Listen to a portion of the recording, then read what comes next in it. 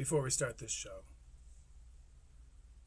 I want to acknowledge that we are performing this on stolen content.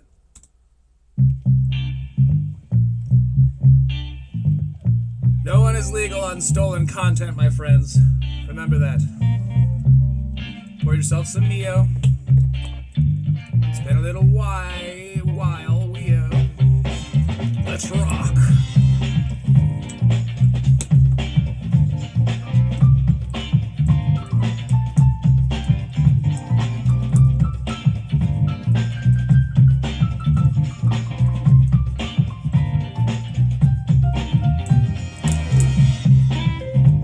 Critical Weeks is back, motherfuckers!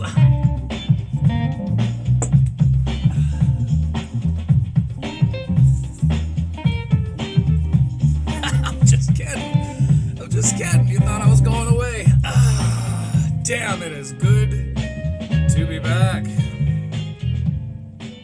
It's been a while for me. Today's date, which I'm supposed to have pulled up and do, is, of course, Saturday, March 7th. That seems a little more recent, you're probably thinking. Usually my videos come out with about a month. A little bit of pad time. Not to be confused with the delicious foreign food.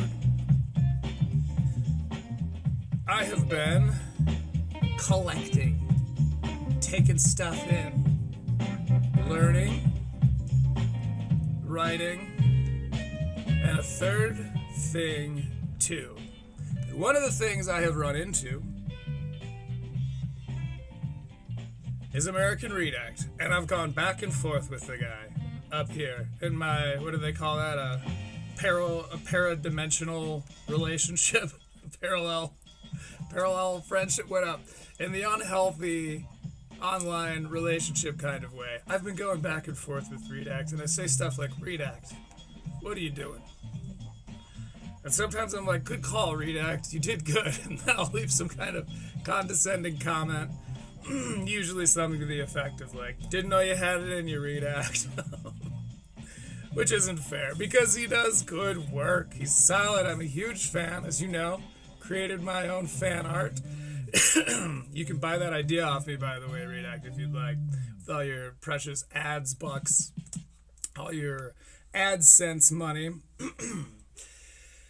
Now, admittedly, the things I disagree with vastly outnumber the things I do agree with. But credit where it's due. I like that he's been hanging on to the Epstein things. I've been paid to not talk about them. I'm friends with the people in the administration. I just got off of the phone the other day with the president, and people are speculating that I can't talk about it. So, but he's been on it, and that's good. I find that commendable. He has refused to stop bringing it up, and that's awesome. However, he did say something in his video from yesterday, which would have been, what, the 6th?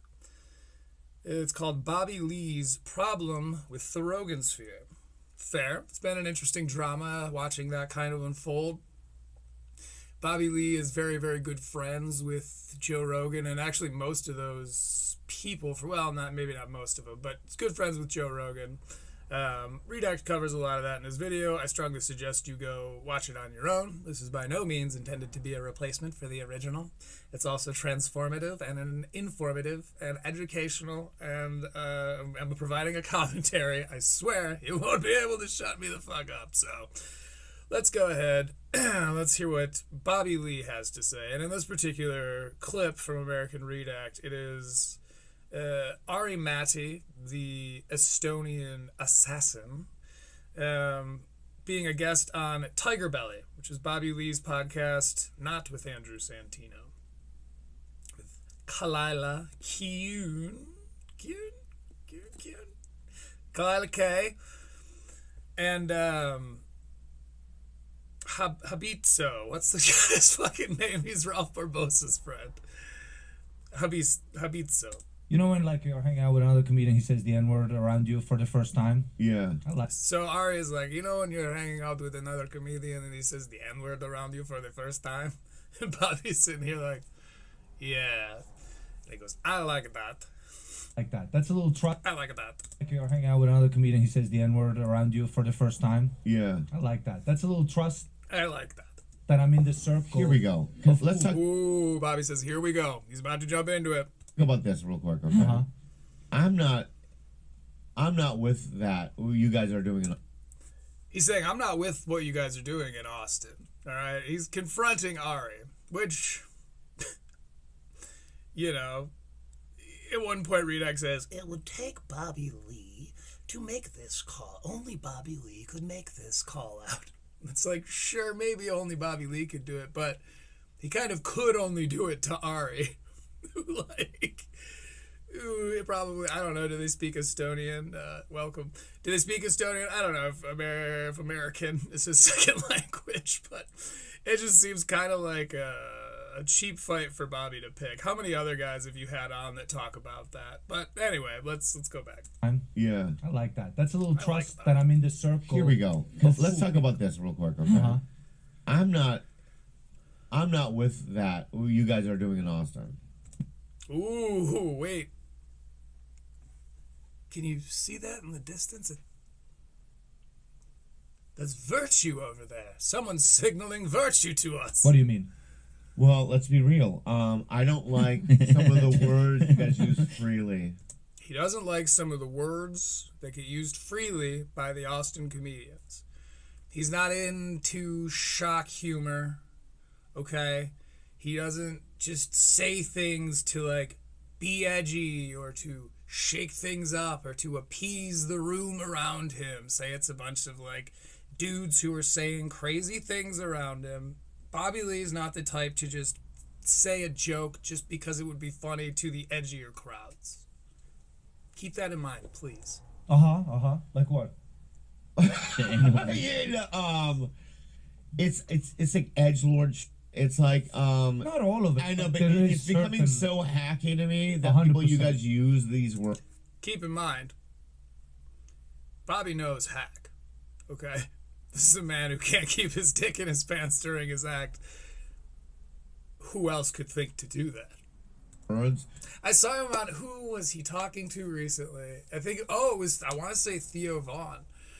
And they kind of had a back and forth going on. Bobby was like, kind of gave Theo some shit early on, and then Theo kind of in his own, like, okay, man, sort of way, was giving it back to him for the rest, of the episode.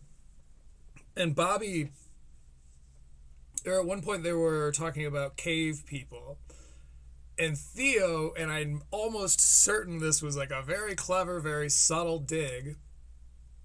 Theo goes, man, what do you think would be like the first stand-up comedy thing? What do you think a caveman would do for like their comedy bit? You know, what do you think that would look like? And then I'll kind of move on past it.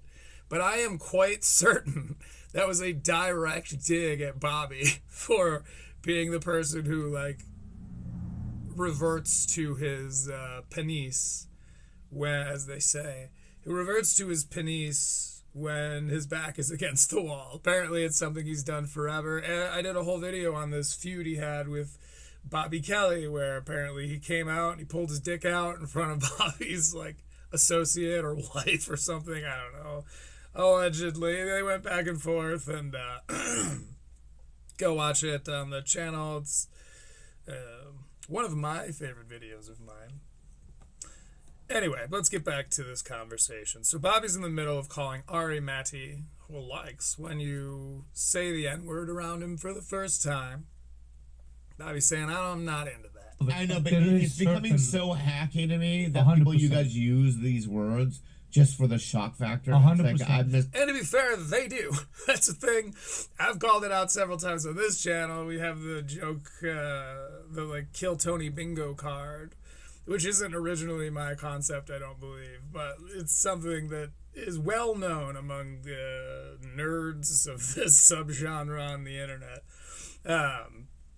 The Austin bingo card, the Kill Tony bingo card, where they're gonna make a joke about trans people. They're gonna say something about, you know, this, that, and the other. All their edgy topics over there. You know, it's changed and grown slightly, but if you're watching this, you probably know what I'm talking about. and are probably between the ages of 25 and 44, and also have a pennies. So we can all feel where Bobby's coming from here, because there is such a thing as like the Austin bingo card, so to speak. It's not. I'm not into it. You know what I mean? Yeah, I agree with that. Bobby's not into it.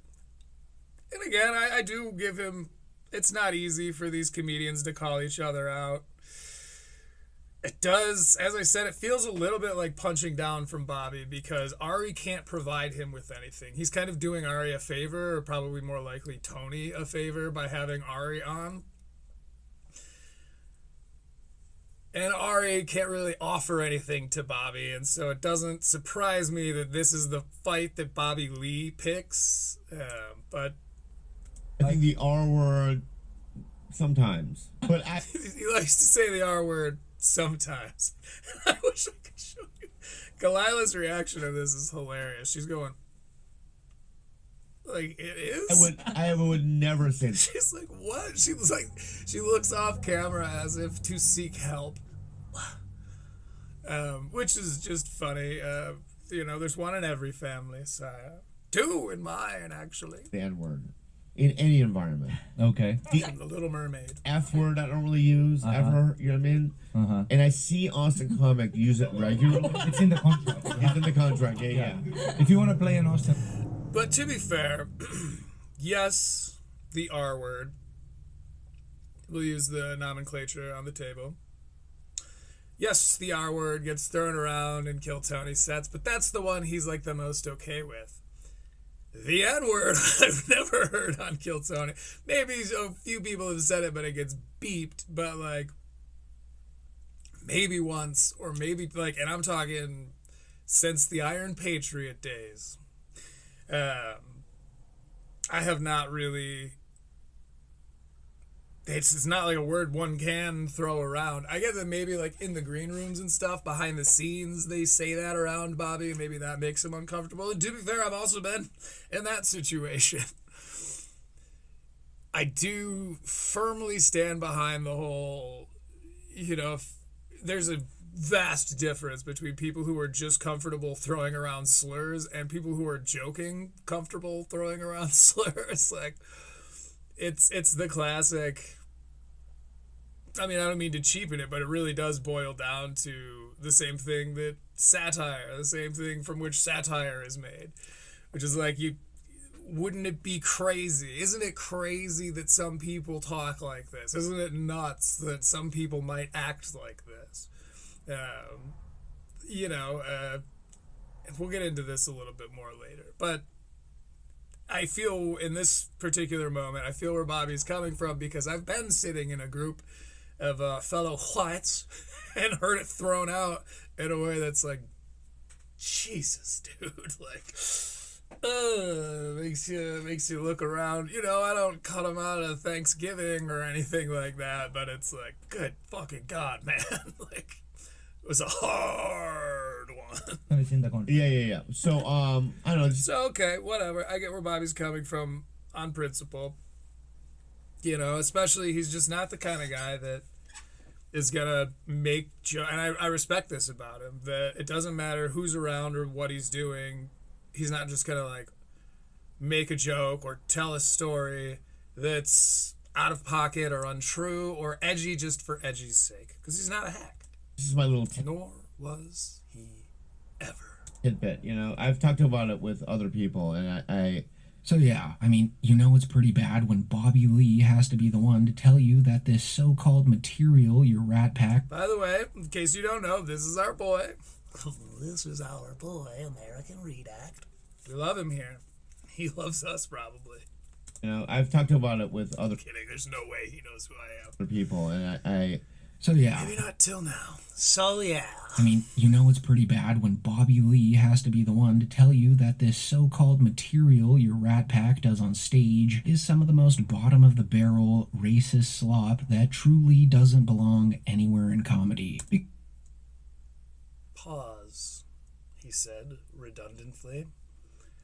Doesn't belong. Let's hear that one more time from Redact. Redact, who coined the term Mike David sphere. I need to hear him say that again. So yeah, I mean, you know it's pretty bad when Don't read ahead of the class here. Hear me out. Bobby Lee has to be the one to tell you that this so-called material your Rat Pack does on stage is some of the most bottom-of-the-barrel racist slop that truly doesn't belong anywhere in comedy. Because Bobby Lee is genuinely bought into being... Truly doesn't belong anywhere in comedy. Well, do you know Redact, who I find to be quite comedic? If we could... His comedy definitely should exist and has a place. Why, it's the titular godfather of the genre you yourself coined, American Redact. It's... What do you mean doesn't belong anywhere in comedy? What about fucking Red Bar, bruv?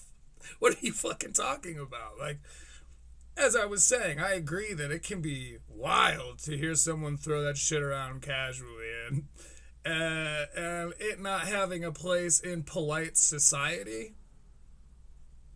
I'd be willing to grant you that. Sure. I'm not the type to roll around tossing out N and R and F bombs out my window at random bystanders. But no place in comedy?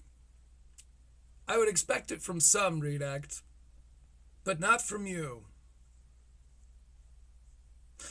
It just seems so vastly contradictory to be like, because if you're not aware of this, Mike David of Red Bar is known for his hit song N Bop. I believe his chat started N Towers. Where one person types I, and then N, and the next person types I, and then da da da da da da da da. Like, that's... And it just blows my mind that he could say something so blanketly. And here's the thing. Here's the classic Eeks. It's one of two things. Number one, Redact just is saying shit. Redact is just out here redacting, something between reaching and Redact. Fill in the blanks. Let me know in the comments. Reaching. He's just saying some random ass shit because he needs to put out videos every single week. And if there's not juicy drama, he's gonna lose some of that sweet, sweet AdSense. You know, he doesn't do any ad reads that I've heard. And I've seen all his shit, sometimes twice. So, you know, props to him for that. But it's either Redact is reaching, or Redact hired some kind of even farther redacted writer, and the writer is kind of shedding their opinions like a still slimy exoskeleton upon all of us. Maybe this isn't how Redact feels, maybe it's how his dipshit writer feels and doesn't understand what spawned the very genre he is making money off of, or doesn't understand the artist who coined this whole bitch. It blows my mind that we're getting high-roaded by Redact. And again, he just never seemed the type to me. He never seemed the type to, you know, condemn that kind of thing, or perhaps shame an entire genre of person, you know, an entire demographic. It's just not his style. To be addressed. And really, only Bobby Lee can do something like that. I don't understand. I said earlier, like, he's going to make this point. Hearing it again, I don't know what he means. Because Marin was already doing that, and he goes on to talk about that later. You see what I mean about kind of reaching, and don't get me wrong. I'm not the first person to accuse him of this. Probably the first person to put on a cool shirt and wear my sunglasses and do it.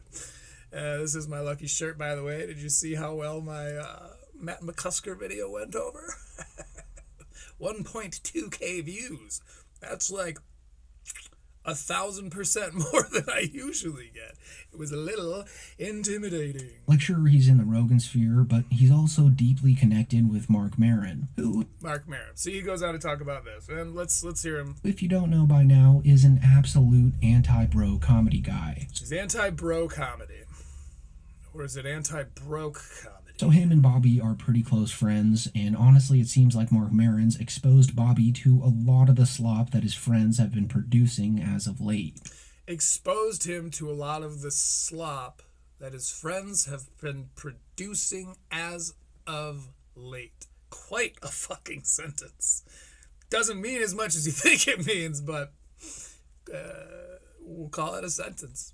Can't call it poignant. Because in their most He didn't expose the slap? What do you mean? They exposed that it was slap?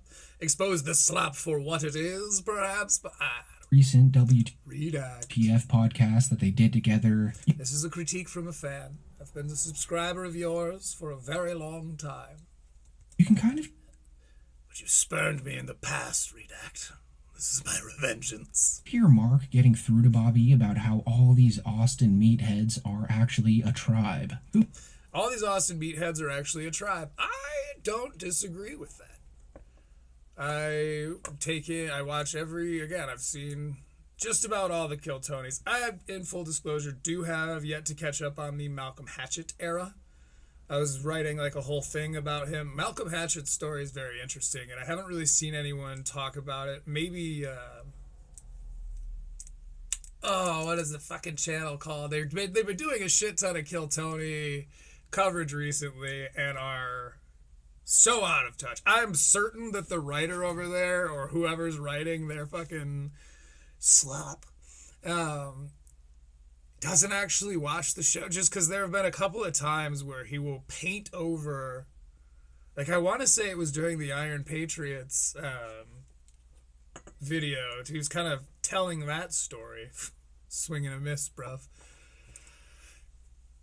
But he kind of made it seem like right after the Patriot left, then the show took off. And there were people who I didn't even recognize from the Crab people. Shout out my fellow Crab people. What up, Adam? What's up, Riley? Comedy Mothership. Well, my good friend. It wasn't one of the Crab people and called out in the comments like, bro, like, him leaving was like years. There was like a decade removed from when he left the show to when it blew up. And that also might have been for the old... No, it was for Patriot. I'm almost certain. I'll have to find the channel. I'm gonna pull him up, Asmongold style. You're getting pulled up. I can't do it Asmongold yet. I should work on it. But Asmongold style, we're gonna pull him up and we're gonna call out some of their bullshit because I kind of like to be that voice in this space, even if it's a teeny voice and no one can hear me over here except for my main man, David Camp. What up, brother?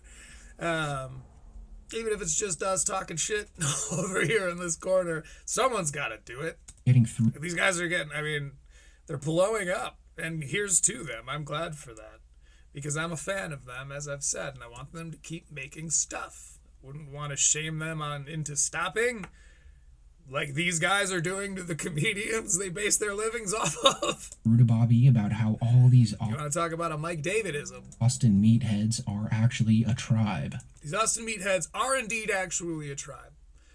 You know, you see, I don't need to be the one to point out all the parallels. I could, but, trust me, I could. But, there really are. There's a tribalism that goes into it. The people that got there early are now in, they're on the inner circle. They have been kind of anti-everything else, which is always a little bit of a red flag in any kind of movement, where it's like being pro-you is one thing. Being anti-them that's where you start to get into a weird spot. So I don't disagree with that, but what he goes on to say, whose main goal is to sell out to the lowest denominator of subhuman as possible. And what? Me and my plumber and his father-in-law are fans of Kill Tony, sir. The lowest of subhumans? Do you mean to say the pores? You're coming off quite Segurin, Redact. This is some pretty Segurin language you're wielding against your own fans.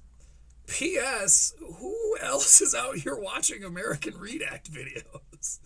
What high road? What are you, Mark Maron fans? And you've come over to Redact to be like, yeah, totally. We also agree with Mark Maron. Rock and roller who doesn't care what people think. He's a thought thinker and a word speaker. But we'll get to that. Anyway, what fans does American Redact have, if not ones that in that Venn diagram of comedy fans are like Kill Tony fans and Redact fans? Because the thing about Kill Tony fans is, like, I don't think that many of us, other than me, of course, we live in Hinchcliffe's America. I'm a Hinchcliffian. My God is Hinchcliffe. But other than me, who worships the man for the Jesus-like figure that he is,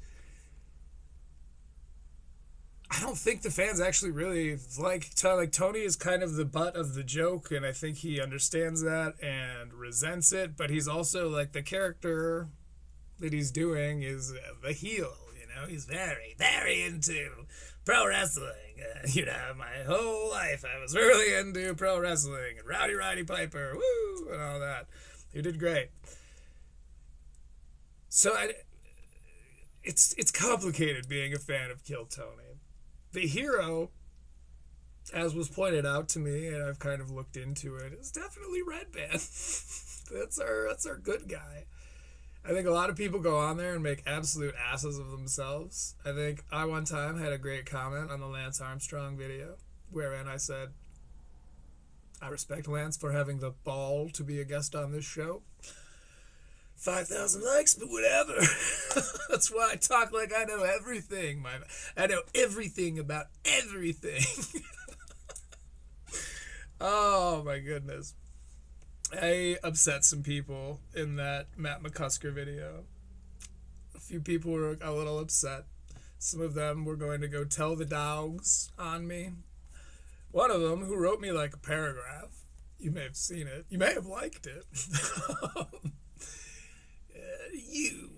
I skipped around for about 5 minutes, and letting me know, like, hey, I watched your stuff. It was actually a pretty well-written comment with regards to, like, suckering you in, and then being like, eh. And he says, and I think you are, and I'm going to make him sound, excuse me, would you, more articulate than he was in my paraphrasing, but I think you are absolutely insufferable. You talk like you know everything about, all caps, everything. I have disliked and blocked your channel, and I hope to never see you in my feed. Capital, never see you in my feed again. And I was like, okay, man, well, I appreciate. Oh, I commented back, of course.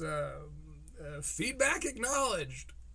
Because I couldn't say something like comment appreciated. It was just acknowledging the feedback. I do understand I have a bit of a tone.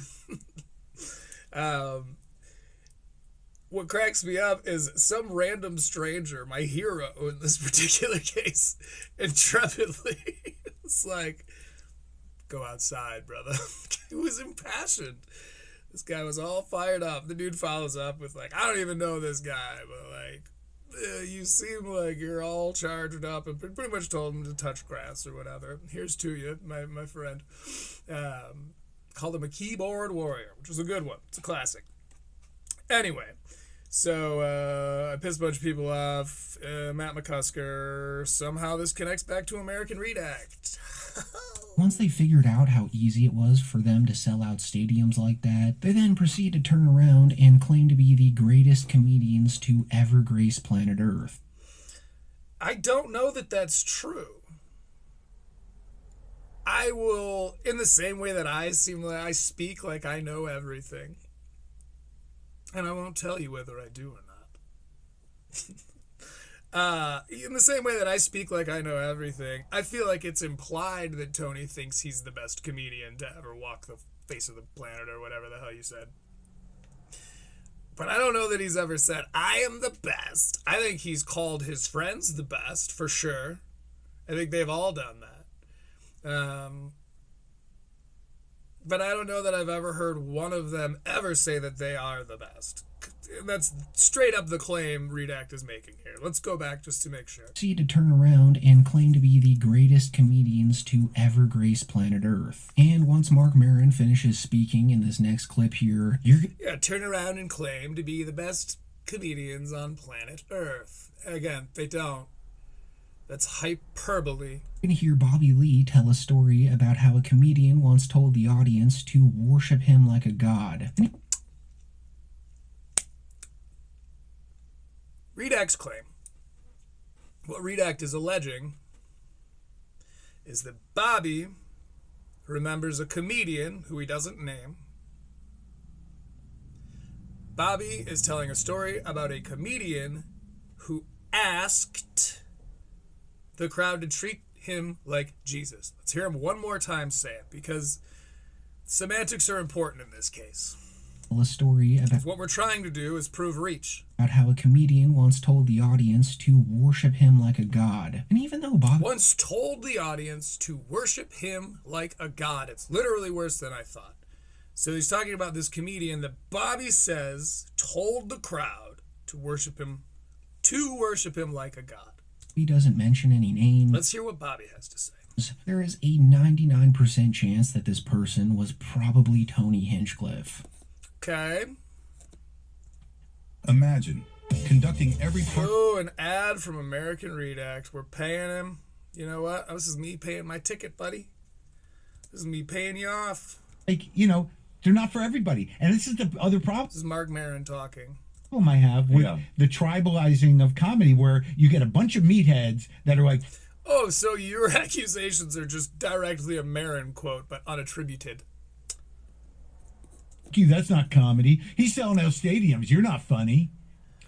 All right. So there's this judging of comics in a Are they doing that? in a sports Are they doing that? Yes.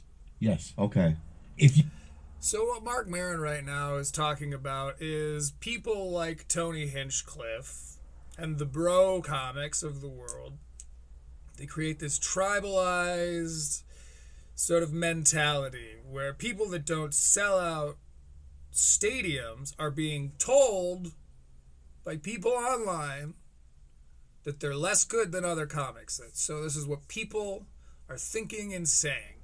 So Mark Maron, in this case, his biggest gripe is that they're creating a world wherein the people that live in that world are having these thoughts and sharing them. Right? That's what he's saying. Are they doing that? in a sports Are they doing that? Yes. Yes. Okay. If you rail any criticism of YouTube comics, Matt Yeah. Rife or anybody, Yeah. the legions of meatheads who call themselves comedy fans based This is pretty gatekeepery. I love my meaty head. on the competitive nature of what's been established by the Austin School. Yeah. That what happens is, you get this sports-like attitude. Uh-huh. I get sort of where Mark's coming from. It's a very rock and roll kind of take, It's not about how many seats that, Taylor Swift is selling. Is it really as good as Nirvana? He's taking a very rock and roll stance. And in rock and roll, you don't care about the money. You don't care about what people think of you. You rock. Right, Maron? It's like, you can't sell that many tickets. You're not as funny. This deciding tone. Yeah. The tone that these fans of non-comedy are taking with you? They dare? Of what isn't funny is such bull. They dare to question your right to the throne? King Maron? Because the best comics, the most interesting people. Well, by God, that's what people are saying about Mark Maron. Rock and roller who cares only about the integrity of his comedy, not the reaction of a market to his art. But aren't we meatheads just spewing rhetoric of competition? That is not very rock and roll of you, Mr. Maron. People. Almost no one knows. Yeah, you're right. And it's Oh, just the my way it is. piano's As a turned comic, I can see it. I know it. Yeah. You're right.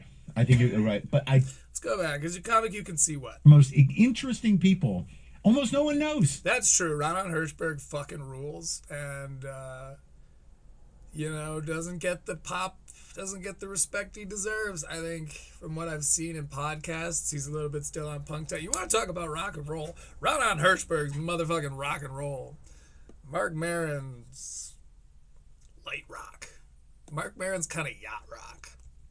Yeah, you're right. He's got his ass in the water and the toes in the sand. Is that the Buffett? And it's just the way it Life's been good today. is. As a comic, I can see it. I know it. Yeah. You're right. I think you're right. Okay, we gotta go back again. Comics, the most interesting people, almost no one knows. Yeah, you're right. And it's just the way it is. As a comic, I can see it.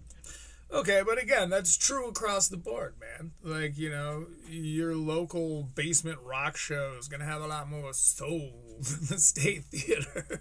Like, that's just always been true in any art form. So what is your argument? That, like, those people deserve to be protected by the meatheads, or those people deserve to be acknowledged by the meatheads, or the meatheads don't deserve to enjoy comedy or have an opinion that they share?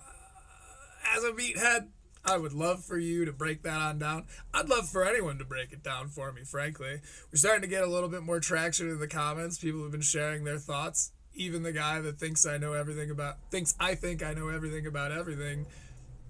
It was a welcome remark. He didn't get a heart because he was being mean, but I like the discourse. It helps me understand the show better, and frankly, it's cool to get some other perspectives. I am not someone that doesn't want to hear from the meatheads. I too am a meathead, and I find it interesting to hear what other people have to say.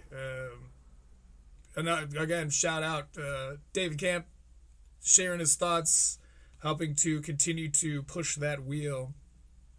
And if you find stuff I don't find, man, let me know. Will get used, you will be credited. But I think that's just about enough of Mark Maron. We have one more thing written down here on the list. It pretty much chalks up to what I was just showing you, which is that Mark Maron his whole take is not very rock and roll. His whole, like, I'm sick of the things that they're saying about my work. Like, they said I wasn't funny. And it just it bumps me the wrong way on the Maron front. And then it comes down to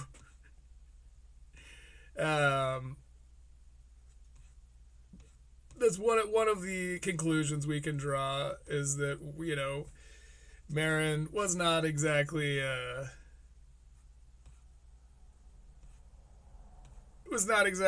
rock and roll as we thought. Sorry, I'm looking for something to pull up. I'm trying to nail this, trying to home run it. But Bobby Lee wouldn't say something which is just edgy for edgy's sake, right? That wouldn't be something Bobby would do. So, in the meantime, I would ask you not to go Google Bobby's Tijuana story. And don't ever ask yourself why it is that on Critical Leaks, his nickname, though I am a Bobby Lee fan, his nickname is the Tijuana Tearjerker. The Tijuana Tearjerker. Go check out that thing later on. Let me know what you find. And if he is still as precious as a high roader as you thought he is. Redact's sentence structure is apparently contagious. But let's start angling our way down. Where's my music at? Give me my phone music. Let's start angling our way back down toward our comedian that we are covering today.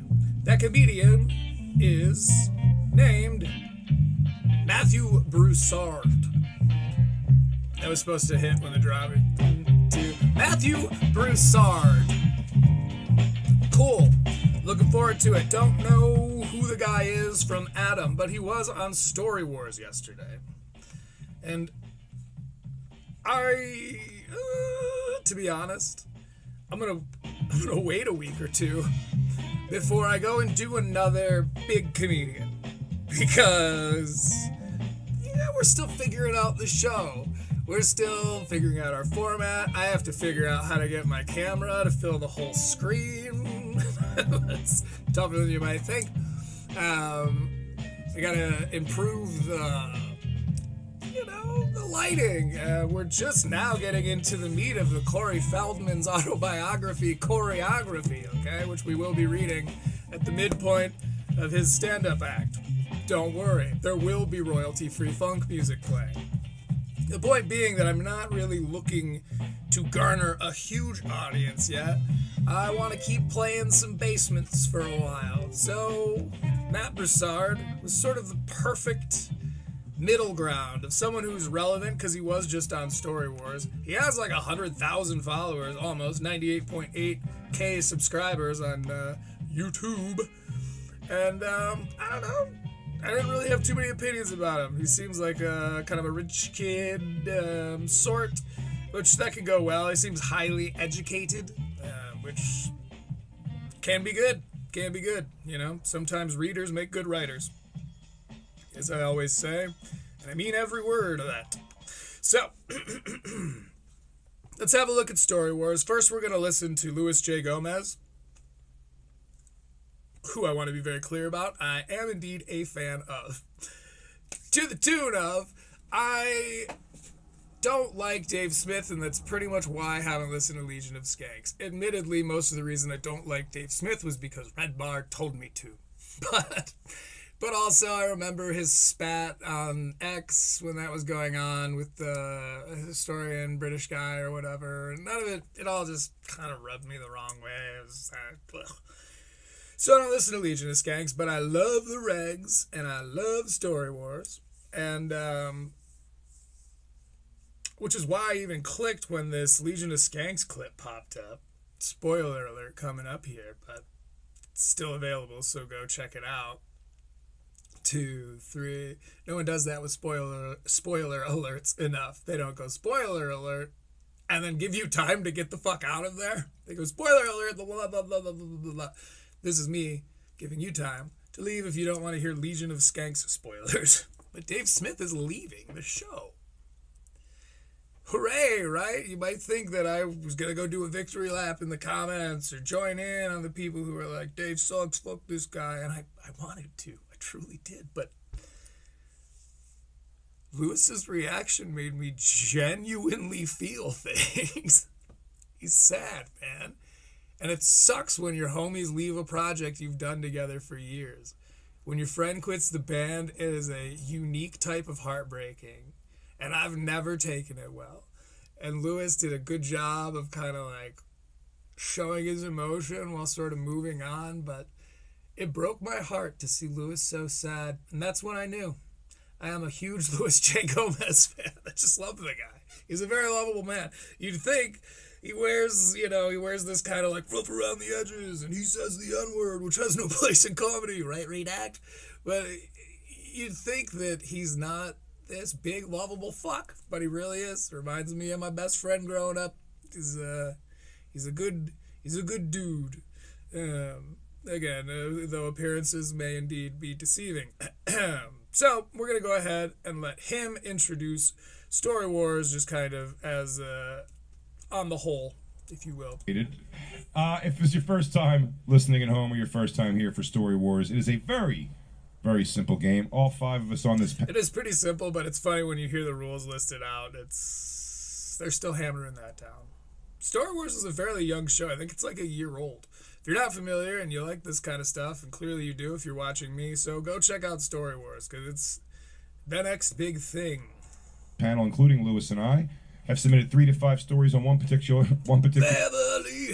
topic. Tonight's topic: butt stuff. Ooh. Oh. I was gonna say it's not all like the, but you know. So I guess their thing with Story Wars is that they try to be a little bit more generally palatable. Legion of Skanks, they get pretty wild, and there have been times where they'll start saying crazy shit on Story Wars, and they're like, "This isn't Legion of Skanks," so they stop themselves, which I can also respect. That's right. Now the black couple's in. Yeah. Yeah. Of course, Lewis is like, now, Jeremiah, I will invite you on the show.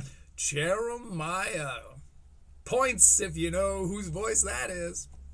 That's Jeremiah Watkins. Stand up on the spots, Jeremiah Watkins? No, I mean, yes, but before that, Kill Tony's Jeremiah Watkins. Saxophone player who used to harass the shit out of Tony after Pat Reagan left. And again, that's kind of in that same era. There's like the Malcolm Hatchett, Pat Reagan era that I still need to bone up on. So if I get something wrong, please let me know. Tell me I'm dumb, whatever. Jeremiah Watkins was kind of the last bastion. And actually, I think I brought this up. I did. I brought this up in my Tony Hinchcliffe ruined their lives.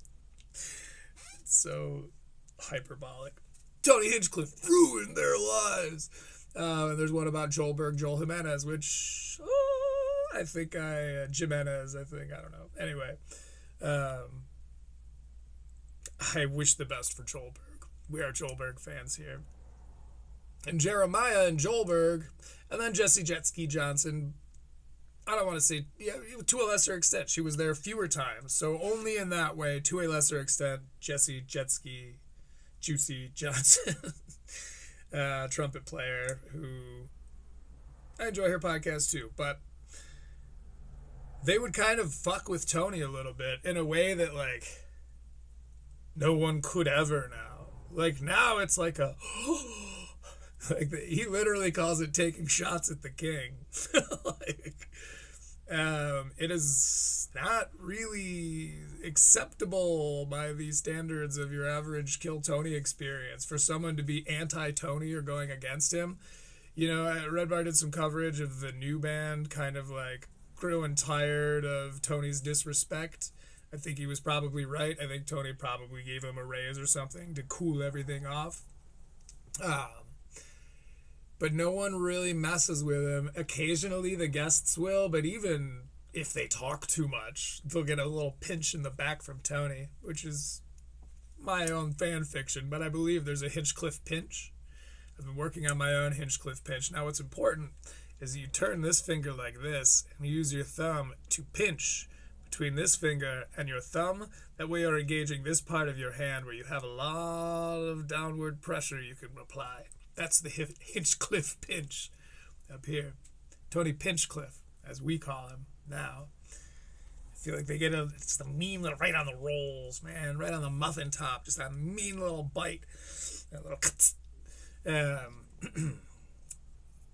So no one's anti-Tony outwardly. No one's allowed to be. It's never done anymore. But before all of that, it was done. It says I'm still live. We good? Seem to be live. Okay, we'll keep it right here, as Adam Ray would say. I need to check out my monitor here. Give me a moment. Making sure I am on stream. It's not showing that I am for some reason. If you're watching this on YouTube and everything is indeed fine. Oh no, this one just turned off. Alright, well, we'll have to see. Okay, we're back on. Strange. Wait for it. Before we start this show. Damn. It's saying that this was already done here. This is why I really do need to figure out OBS. So then at least I'll know. Okay.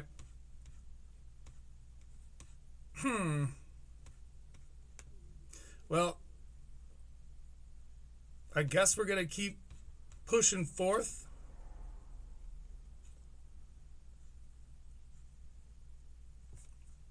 Just gonna check here. Says I'm live. Says I got a viewer going on. I don't want to continue if it's not actually recording. It seems to be. It seems to be actually recording. Because now this one's even longer. I don't know. This is being weird. So, let's Keep it moving. Oh, okay. So, anyway, Jeremiah Watkins was always a fun element to kill Tony, but I wouldn't say he was ever, like, funny. I never really, like, it's kind of hokey, sort of homeschool comedy vibe, you know, and I've got cousins who are homeschooled that I love very much, but I don't think they have any interest in comedy. So there would probably be quite the hurdle to get over doing that, because if nothing else, you don't learn to take as much shit at home as you do on a bus to a public school. So that's just true. So Jeremiah, though he added a lot to the show by being the only, him and Joelberg and kind of Jesse being the only element that, like, messed with Tony, that antagonized him, brought a lot to the show. But he wasn't really, like, a funny guy. He restated for the third time. Last week was good deeds. Oh. No, I'm just kidding. Okay, so the joke right here is they're talking about how Jeremiah, as I said, he's a religious sort of down home, homeschool-esque. I don't think he was homeschooled, but homeschool type of guy. And he said, you would invite me on this episode to talk about butt stuff. And Big J. Okerson says, well, the subject last week was good deeds. So they're jibing. Odd topic. Yeah. Alex, our very lovely producer, will take 8 of those stories and read They're going to continue to explain the game a little bit. them off randomly, one at a time. It'll appear here on the screen. If it's your story, you're the only person who knows that. By the way, we can't see the screen. It's on our screen, it pops up, but I think, anyway. It's your job to fool everybody that it's not your story. If it's not your story, it's your job to guess whose story it is. Every time you guess a story correctly, you get 2 points. For each person you fool on the panel, you get 1 point. So, Okay, so again, it's very simple. The game itself is simple, but they are still working on how to I mean, to be fair, try to explain any game in 10 seconds that isn't fucking shoots and ladders. when it's your story that comes up on the screen, you have an opportunity to get 4 points. It's a very, very big deal, okay? Once you write your answer on the dry erase board, put the dry erase board in the slot right here and remove your hand. That is your final answer. You can't change your answer. Can't change your answer once you put it in there. It's a big deal to us Story Wars fans. I'll tell you right now, this is... And it's funny, too, because they do know that. You want to talk about people that, like, pay attention to comments and audience responses to things. They do a fucking fantastic job of... So they don't actually care if somebody, like, takes it out and changes it, or so they say. But they know that we do. They know that that fucks with the integrity of the game, and that's going to throw us out of our immersion. And when you're designing a game, player immersion, whether it's a tabletop RPG or a fun game show style game, immersion is key.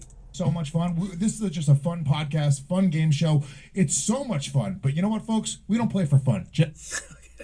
Tell them what they're playing for, Loaz. This is going somewhere, I'm sure. Okay, let them know what we're playing for today. There's a prize? Oh, God. Oh, tequila never tastes good. Jay just took a shot of tequila, which, according to him, never tastes good. This brick wall turned around right now. It's like, oh, new car. Oh, God, yeah. That was Jeremiah, and he said, now if this brick wall turns around right now and is like, a new car, he's going to freak out. That's some pretty standard Jeremiah comedy, you know. I was like, oh, it's, you know, it's imaginative, just not slaying me, not cracking me up. So we jump later on into the show.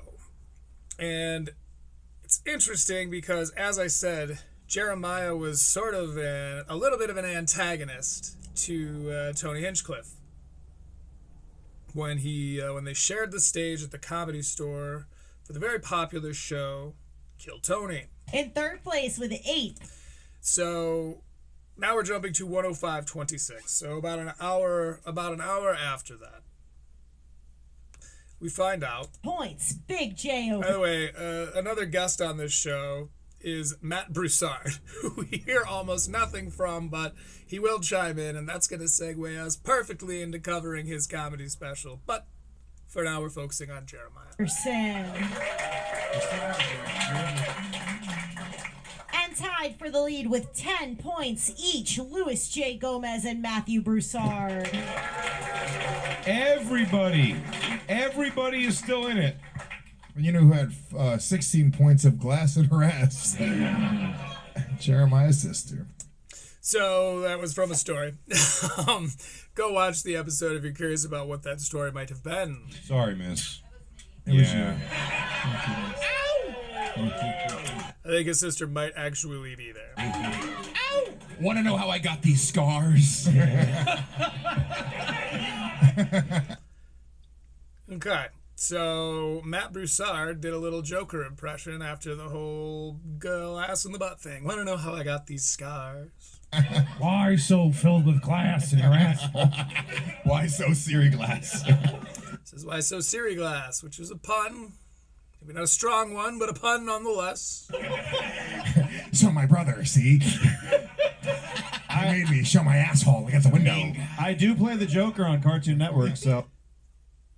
Jeremiah plays the fucking Joker on Cartoon Network? Maybe that's part of my origin story. It's really cool. Yeah. You nailed that audition. A couple people clap because I don't think anyone thinks he's serious. Fuck Mark Hamill. Alex. Hey, easy, easy. Oh my goodness, fuck Mark Hamill. That's blasphemy in some circles. So I'm sitting here going, wait, Jeremiah is the Joker? And then you cut back and you hear, Nothing like being home for the holidays.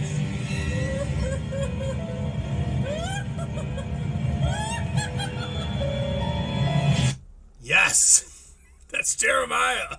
Jeremiah goddamn Watkins is the Joker for this new Batman show, the DC Superhero Girls, which may be the least coolest Joker, but still on the list with Mark Hamill as one of the voices for the Joker, which, not a huge Batman guy myself, but do you know who is? Do you know who really wanted to be Joker? Here's the thing. Tony for real thought he was going to be the Joker. You ever see the movie The Joker? Oh! It was a dream of his. He does the laugh sometimes in front of his friends. Can you fucking imagine? Tony Hinchcliffe? Guys, I think I've got an angle on this Joker role. Can I do the laugh for you? Let me do the laugh. I'm going to do the laugh for you. Shut up, I'm going to do the laugh for you. And they what would that have sounded like? My impression of it can only ever hope to cheapen the experience, because what in the hell did that sound like? Told me this when he wasn't around, and they all make fun of him behind his back. His friends, Tony's friends, told Shane this. Let's hear that one more time. Isn't that funny? As soon as he left the room, this when he wasn't around, and he does the laugh sometimes in front of his friends, and they told me this when he wasn't around, and they all make fun of him behind his back. Isn't that funny? As soon as he left the room, they're all like, dude, he keeps going. Isn't it? Shit. You got by who I think is one of the dogs. Allow me to recap.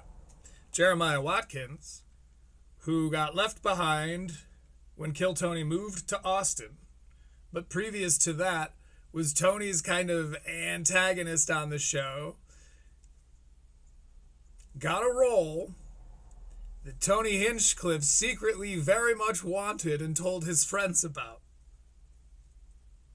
That is a W for the man known as Jeremiah Watkins. Let's give him a non-sarcastic applause here, because in his own way, as he succeeds down the line, he is fucking with Tony Hinchcliffe even to this day. Now, before we jump into Mathew Broussard, Are I do have a complaint to make. Because, yes, W. Jeremiah, as they would say in Osmongold's chat, I think. As the Zoomers maybe at one point were saying. They were saying W, as in win. You're caught up just like me. So, W. Jeremiah. But then Jeremiah goes on and, well, I'll let him steer the ship for a second. Clean to the third knuckle, and then he was like, "Yeah, it is." And then we went into the bathroom. I Don't want to know. wrapped my finger in toilet paper. Let's get down. Clean as a whistle. But I'm the weird one for watching my sister put her butt up against glass. I thought the whole story was hot. afterwards you go, wow. So clean. Matt Broussard. Okay. Oh boy. Maybe this isn't his format. That's the thing too, is, you know, part of why Jeremiah did so well on this show, which he did, and I missed an example when we skipped it. Part of the reason Jeremiah was doing so well is he's an improv guy. He does improv, yes ands, and he knows the little tricks and stuff, like starting a list and then being like, please finish it. Or if someone says a song, oh, they sang a song, it's like, how did that song go? It's a funny way to kind of pass the laughs around, you know. Mathew doesn't come off as an improv guy. That's part of why I wanted to review his work, because he is sort of an unsung stand-up comedian. At least I hadn't heard of him. And maybe that means he's good, like Ronan Hirschberg. Literally, Ronan was so good, I'm going to continue to look up comedians I've never heard of, because they may be my new favorites. Shout out to Mr. Hirschberg. Dude fucks. Go watch his special.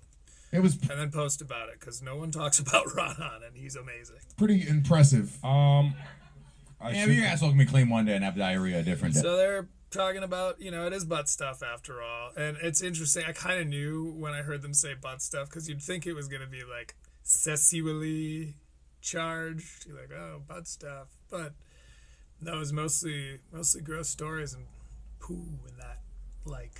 Okay, so that, you know, like, I mean, yeah. that's not enough evidence. All right, let's try it again. Give me some napkins. Okay. Colon cleansing. But yeah, Jeremiah has been pretty funny up to this point. Don't use a nap. They said And then he says something that's, I would argue, hilarious.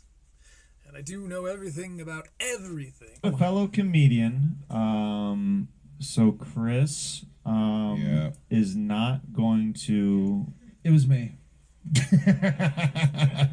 I actually think that this one is Broussard, and I am going. He's not saying it for some reason. He keeps not saying the thing he's supposed to be saying. Let's give it one more double back here, because I might have accidentally skipped it while trying to avoid grossness. Bear with me, we're just going to have to hear the grossness. Asshole's clean to the third knuckle. And then he was like, yeah, it is. And then we went into the bathroom. I wrapped my finger in toilet paper and I shoved it up his ass. I pulled it out. It was clean as a whistle. Clean as a whistle. But I'm the weird one for watching my sister put her butt up against glass. I thought the whole story was hot. Afterwards you go, wow. Okay. So clean. It was pretty impressive. Wasn't popping up. It's not evidence. coming up. All right. We're going to look for one more second, then we're going to get into Mathew Broussard. But it's a big deal to me.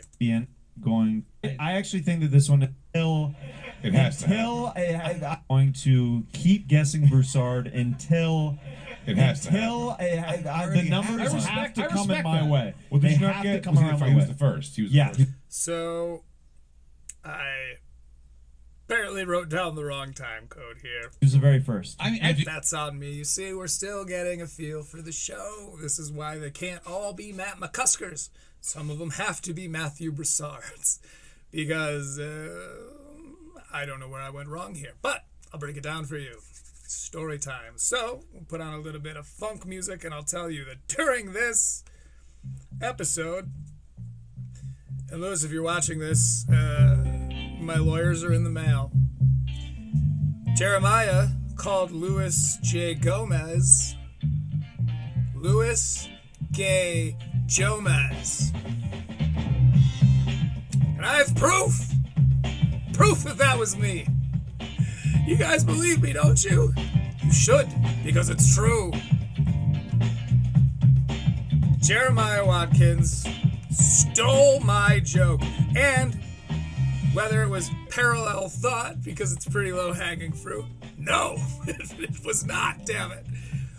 I one time made a video called Jeremiah Watkins' Teacher's Pet. And I don't think there are a lot of people out there doing Jeremiah Watkins coverages in any kind of negative light.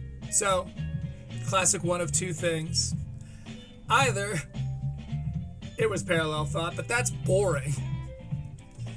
More interestingly, he stole my hilarious play on words. And it's not the first time we've seen that here on Critical Leaks. Yet again, we were ahead of the curve because we do indeed know everything about, all caps, everything. So, without further ado, let's get into Mathew Broussard's Hyperbolic from 2024. Full special.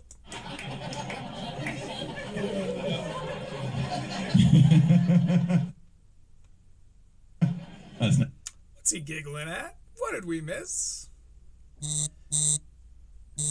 Oh, excuse me. I don't know why that's happening.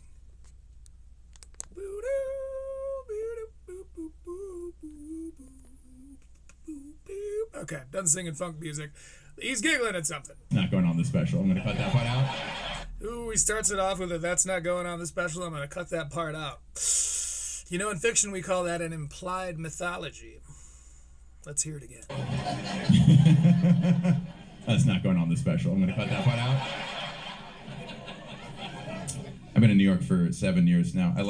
Okay, so apparently he sold some hilarious jokes. So this one better be goddamn good, because clearly the one that he cut out of the special was a real killer. It's weird how many things you just kind of know as a New Yorker. Like, he is a handsome chap, is he not? If you see one subway... The profile, got a distinct chin. Like similar to this right here, which is not hair. It's cleft and everything. Car. I can set up a BMX ramp across my cloud. That is mysteriously empty. It's because there's a man jerking off on it, right? You're either told that or you learn that. I was the latter. I've been in New York for 1 week. I was at Penn Station. It was rush hour. Every car was jammed. I see one that looks empty. I dash inside. Doors close behind me. Boy, I gotta turn this up a little bit. Broussard's... well, at least his sound engineer really left the bass up in this thing. Holy wow, the description is long. And keep in mind, this is on his personal channel, so there's no ambiguity as to who wrote this thing.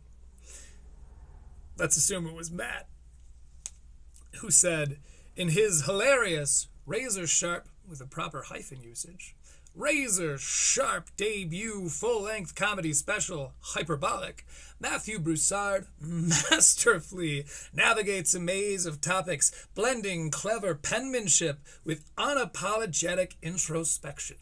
That's the first sentence. I already fucking love this guy. That's amazing, Mathew. From his unique upbringing as a Southern Jewish Cajun to navigating life in New York City, Mathew shares side-splitting anecdotes about cultural quirks, family dynamics, and the absurdities of modern relationships. With mathematical precision and laser wit, he tackles everything from the nuances of anti-Semitism to the emasculation of dating a professional athlete. Whether dissecting the inefficiency of French phonetics, the upsides of maternal mental illness, or pharmaceutical origin stories, Broussard delivers a performance both intellectually engaging and chortle-worthy. No, it's not over. After memorable performances on Conan, The Tonight Show, Roast Battle, is that a Jeremiah Watkins joint? Roast Battle, and his own Comedy Central half hour, Broussard finally gets to stretch his legs. It's 48 minutes and 48 seconds for the educated / amoral. For the educated / amoral, funny time to fuck that up, the trivia buffs, the word nerds, and anyone who enjoys a touch of erudite with absurd, don't miss Mathew Broussard's Hyperbolic, a comedy special that's anything but understated. Wow. Wow. Somebody isn't one of the uneducated, undeserving meathead slop. Anyway. I look around, I don't see anyone on the car, and I was so excited, I started jerking off. I was like, I get to be that guy. Oh, I see, because he's, okay, so if there's an empty cart in New York City, then it's probably because someone's jerking off, but he looks around, he doesn't see anyone, so he starts jerking off. All right, it's clever. I've always wanted to be that guy. Not as clever as stolen content, in my opinion, but pretty good. Did you like that, by the way? I planned it for weeks. I grew up in the South. I don't have the accent. It's very disappointing. My voice sounds like... really inconsistent sound work. Who did this? Produced by two buffoons. I could have told you that. Oh shit, directed by Jason Katz. We've seen his work before. Who else directed? I wonder if I'll be able to tell. Why Mitt Romney lost. I was like, haha. Some of my best friends are corporations. Not very flavorful. Let's go back. I have no idea what he's talking about. Now I'm gonna have to pay attention to this. I was like, which is anything but understated. Haha. Some of my best. So okay, jerking off. Excited, I started jerking off. I was like, I get to be that guy. I've always wanted to be that guy. Okay, just a real simple intro. Snuck it in on me, to be honest with you. Just as the crowd is laughing at that opening joke, asterisk next to opening, because we got the second joke. But anyway, it goes Mathew Broussard, Hyperbolic. I grew up in the South. I don't have the accent. It's very... I won't lie, that may be one of my favorite ways to do an intro. Just because you've heard me talk about it, but they get so indulgent sometimes. My favorite intro is still probably McCusker's, the rollerblades. It was pretty high production, hilarious rollerblades skit thing that he did. But if it's like you got to do it at home, or you got two buffoons working on it, yeah, this is nice. It's tasteful. It's kind of quiet. It doesn't make the intro your problem, but it gives you the information you need. Very disappointing. My voice sounds like why Mitt Romney lost. I was like, haha. Some of my best friends are corporations. My voice sounds like why Mitt Romney lost. So, weird approach here, because that's abstract to be talking about, my voice sounds like, and then comparing it to an entirely different concept. My voice sounds like why Mitt Romney lost, which only becomes more confusing in my opinion, because you have to be pretty plugged in to know like who Romney is and why. I don't even I recognize the name. That's about it. Not very flavorful. But maybe that's because it's highbrow, and I'm one of the tribalized meathead lowest common denominator guys. After all, I worship Hinchcliffe. Hail Hinchcliffe. I'm a Jew. Nice. I don't look super Jewish. I am asymptomatic. I look that's funny. Like our natural predator, if anything. He looks like their natural predator, he's saying. I gotta turn off subtitles. Here's a pro tip. Don't let subtitles play over your comedy.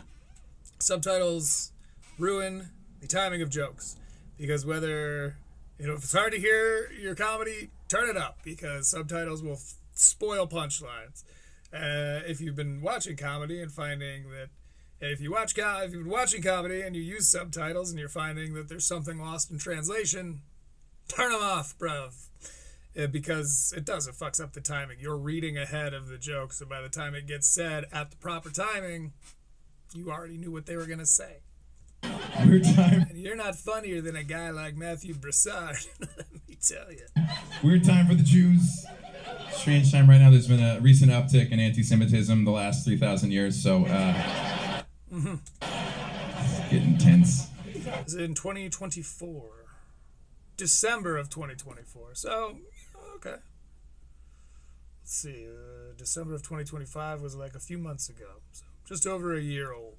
I'm always frustrated by the ignorance of it. It's always just wild, baseless claims like, oh, Jews secretly run the media and the weather and the banks. And it's like, banks isn't a secret. That one, we're pretty out there with that. Goldman Sachs, we put our name on the building twice. It's very overt. All of them. Lehman Brothers, Solomon Brothers, Bear Stearns. Oh, J.P. Morgan. Did you know J.P. stands for Jewish people? That's funny. Do you know that? There's just so many Jews. Like, we can't even list them. Just Jewish I feel like I need to switch to coffee or something. This is not a Mio comedian. people. Oh, and that one Goy Morgan. He's just here to hold down the fort on Yom Kippur. That's his whole job. Okay. A little inside baseball here. Jew is a fun word, huh? It's not me. Twitch moderators, it's the comedy guy. Who is Jewish? I want to be clear. Okay? My heathen ass. It's a weird word. Didn't say anything. Last name. Did you Not even saying, oh, we're moving, keep it cruising. know that? I went to Jewish summer camp with a kid named Ben Jew. That's a real person. And Joey Matzah. Those are real people. Okay, but we do have a little bit of a monopoly guy going on. Once you start introducing these hypothetical characters who are funny, but only because of how ridiculous you're describing them, we're bordering on contrivance territory. Like, sure, this situation we have to entirely take your word on and really suspend our disbelief. Somebody's last name was Jew? Like, how's that spelled? You know, like, I doubt that. So this joke is, in my opinion, it's harder to engage. It breaks my immersion. Sound like an undercover Klansman trying to just make up stuff. I'm like, yeah, I went to Jew camp with Ben Jew and Joey Matzah. I bet this killed at summer camp. I bet when they were supposed to be in bed, but he was doing stand-up by flashlight next to the bunks. This probably absolutely killed, but I think that was probably the peak of its relevance, Mr. Broussard. And Dreidel Bagelstein. But I won't lie, I guess I thought Matzah was Italian. Maybe I'm thinking of mozzarella. Here is what I think is weird about the word Jew. Typically, a slur takes a proper ethnic term and shortens it. Like, okay. Does it? When? What? Oh. I see. Typically, a slur takes a proper ethnic term and shortens it. Like, I can't list them, but That was funny. That was funny. Okay, right on.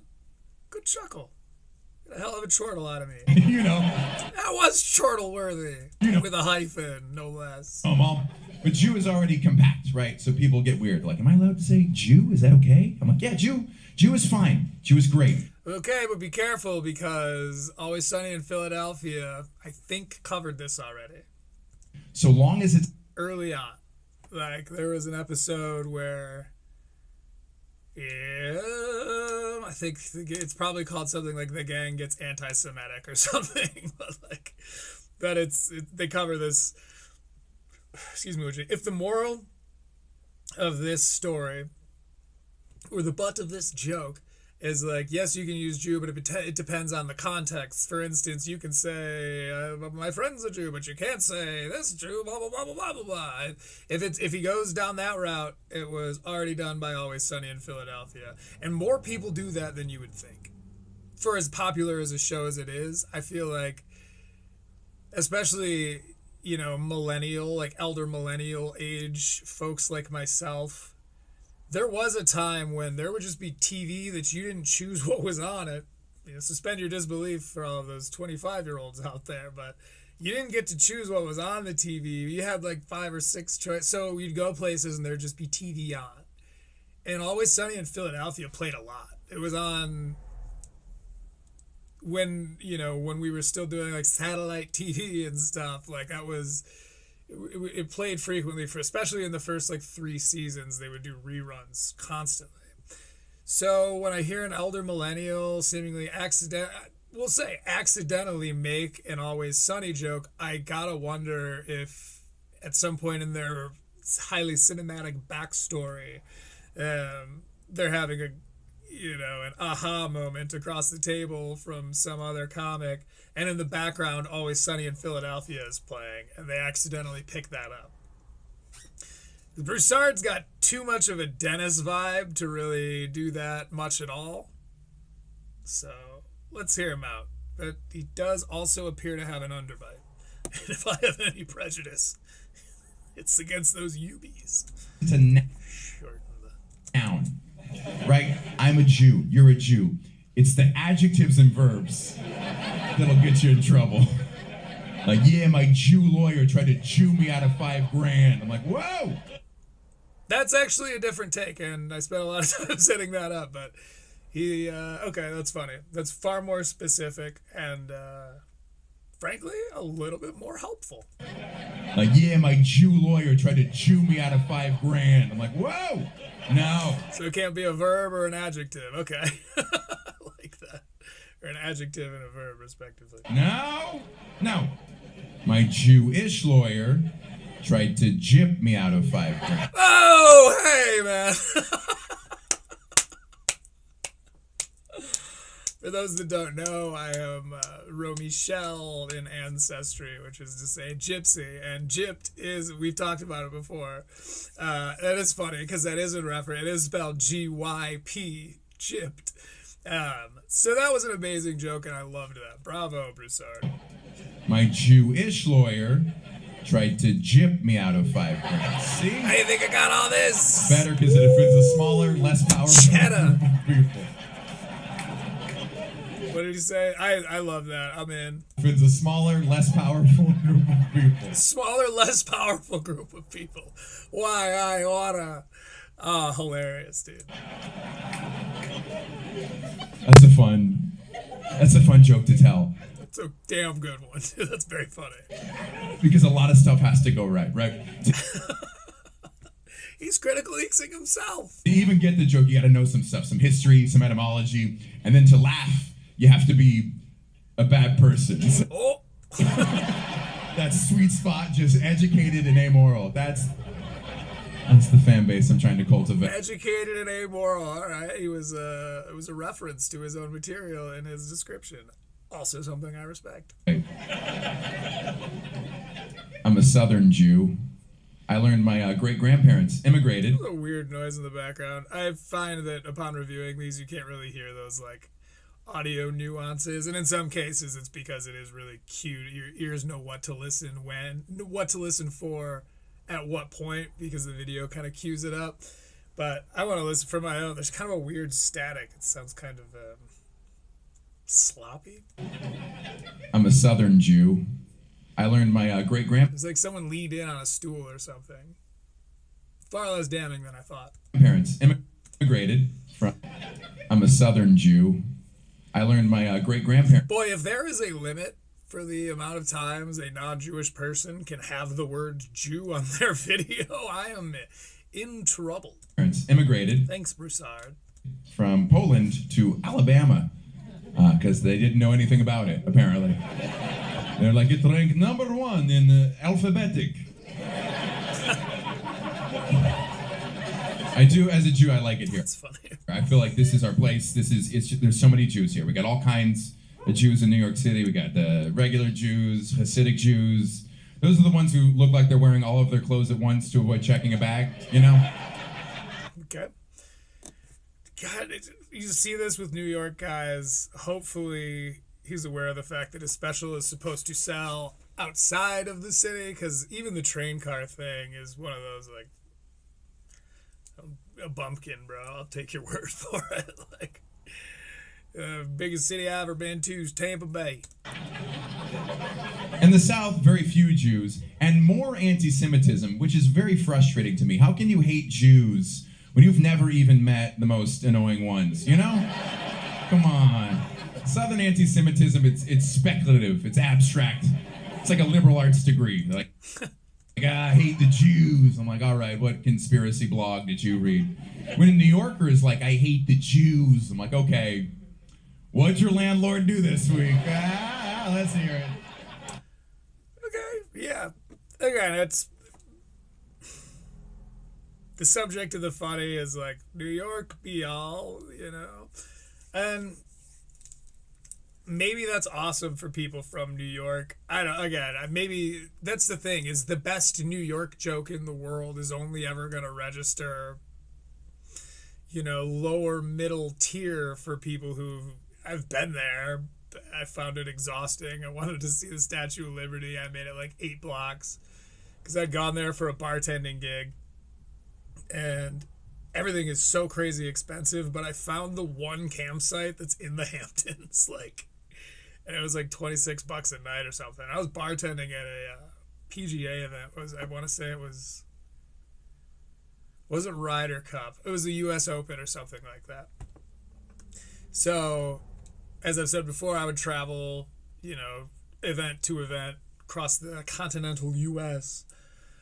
And this one was in New York. So I was camping in the Hamptons and met a fellow bartender there, a friend of mine, and she was from New Jersey, so she knew the New York City and all that. So we went, and I like took a subway and like blacked out for part of it, and not for my usual reasons. It was just overwhelming, you know. It was exhausting just to be there. As we walked up the stairs, I look over and there's this like giant dude who's like in the face of his tiny girlfriend and is like grabbing her arm, and just hundreds of people are walking by.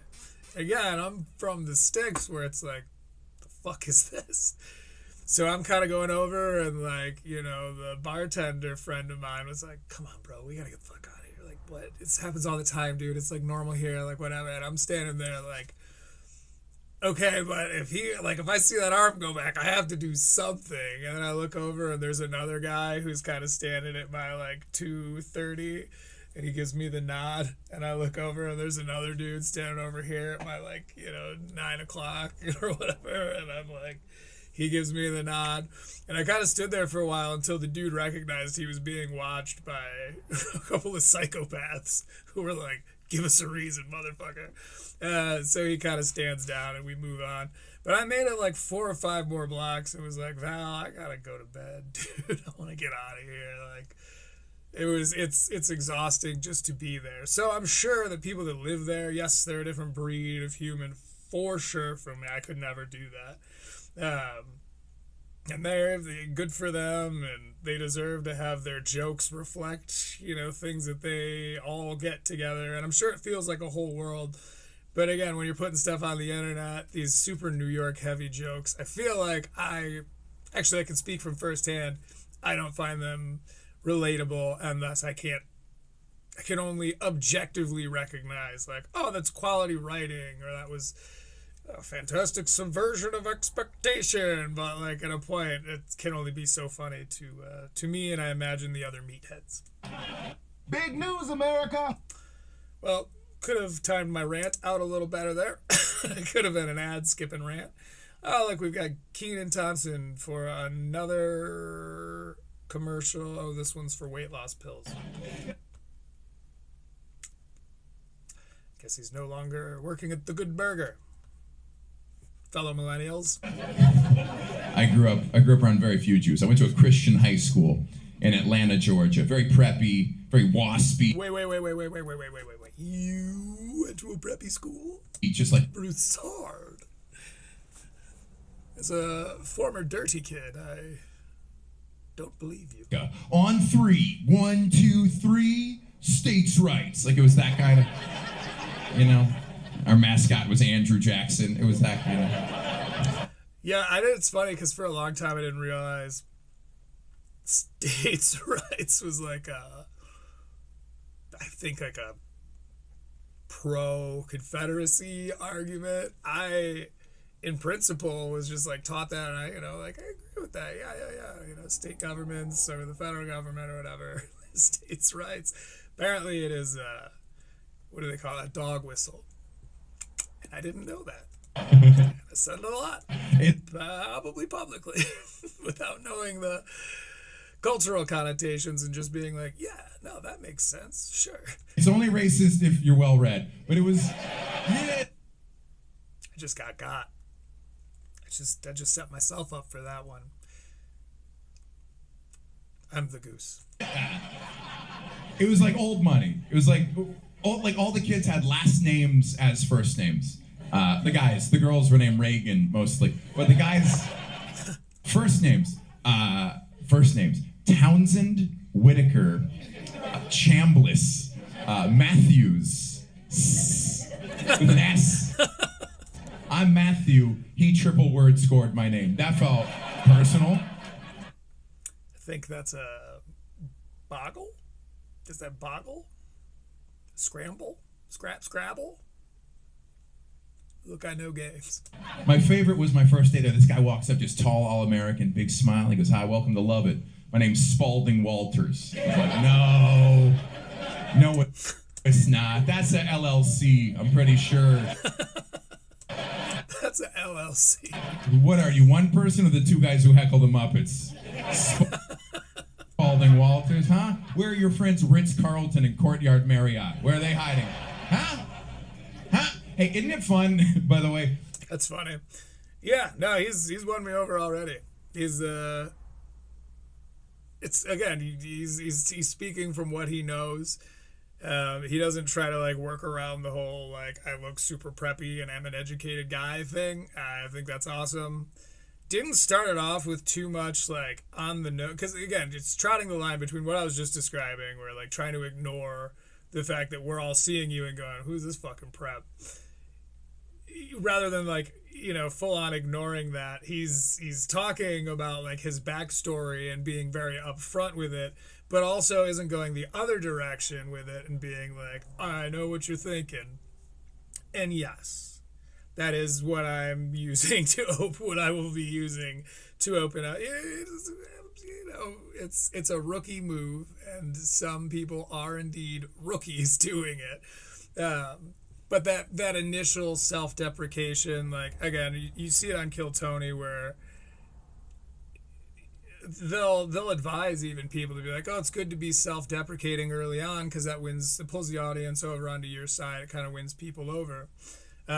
Finding clever ways to do that aren't just outright being like, "I know what you're thinking, blah, blah, blah, blah, blah." I think there's a nuance to that. And he kind of avoided all that super self-deprecating and has just been very like honest and speaking from his experience, which I think kind of endears us to him in the same kind of way. We're like, all right, well, at least we understand like not only why you are this way, but you know that you are this way. Anyway. Marriott. Where are they hiding? Huh? Hey, isn't it fun, by the way, how rich white people, their name is 2 last names, but poor white people, their name is 3 first names? You ever know? Oh, that's funny. All the names I could just list were actual people, so I'm going to let him do it. Like, hi, my name's Jimmy Johnny Jeremy Jr. But you can call me JJJJJJ. Shit. Okay. Yeah, that's too many J's. Jews can't do last names as first names. Just says, "Hi, Goldberg Greenberg. Have a very Hava Nagila," or whatever. I digress. I was the only Jew at a Christian school. That was tough. I was bullied. I was called names. I was excluded because I was a Jew. Crazy. I mean, yeah. Not that, you know, it's okay. You can see that's probably, obviously it's probably true. But whenever I hear stories of bullying, I always wonder, like, okay, but was the issue that you were maybe taking it too personal? You know what I mean? Because there are times where I hear people describing, like, their bullying. "Oh, well, they gave me a nickname and they would call me this all the time." And I look back and I'm like, fuck. I was doing what? Shit, I didn't know. Like, it was just funny. Call her Chewbacca. Like, it wasn't my nickname. It was just a funny thing. Chewbacca is really hairy arms. And looking back, I'm like, okay, I was the bad guy for some people, for sure. But then I gotta wonder, like, I never was like trying to like ruin someone's high school experience. I was just like kidding, and it was funny, and like that's how my friends talked to me, and that's how the upper class, that's how the older friend, because all my friends were a lot older, not to brag, as a kid. So that's how they would always talk to me. And they're, so I I guess I was hurting people, LOL. But I wasn't, because it was literally just like kidding. And there were times where people were like, would call me out on it or would make that clear to me. And actually, in the case of Chewbacca, at one point, it was like, called me out, do you know how hard you make my life? And I was like, whoa, no, I'm sorry. And I never called her that again. But you got to wonder how much of it is just people not understanding their own capacity to fuck somebody up, along with, running simultaneous to the, like, how good are you at taking a joke? Because being able to laugh at yourself when someone says something that is funny is a crucial element to being able to, like, get along. Like, I was talking about this yesterday with my fiance, but, like, you hear people on the show Alone, which I'm a big fan of. But you hear people on that show talking about, like, well, I first started going out in the woods when I was a kid because they kept calling me Four Eyes, and people, and because people were making fun of me, and so now I'm a hermit. It's like, holy shit, I doubt anyone that was doing that had any idea that they were fucking up your whole life. So anyway, it's just less a note about what he's talking about, more a note on just bullying in general. So let me know what you think. At a Christian school. That was tough. I was bullied. I was called names. I was excluded because I was a Jew. And then my senior year, we had a new student. His name was Mathew. Okay, before we move on, I do need to be honest and say I have to use the restroom. I'm going to go grab some water for new Mio. I'm going to hit the bathroom. Suggest you do the same. If you're going to hang out, I will leave you some royalty-free instrumental funk party mix, 1 hour royalty-free music, happy funk music. Thanks, Epidemic Funk.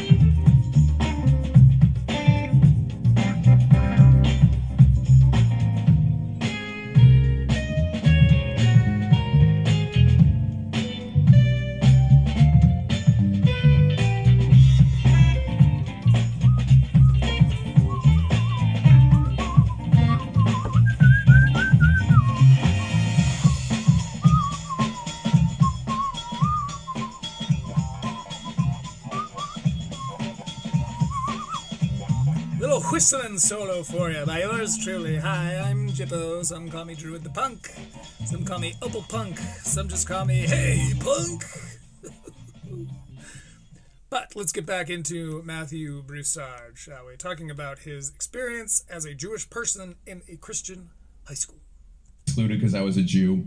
And then my senior year, we had a new student. His name was Mathew. He was also Jewish. And within 2 semesters, he was class president and prom king, which that is a rough way to learn that your classmates are not anti-Semitic. Oh, damn. Awesome. Awesome. I love a good corroboration post crazy point. Okay, that's exactly what I was talking about. Kind of. All right. It's not Jew, it's me. Great.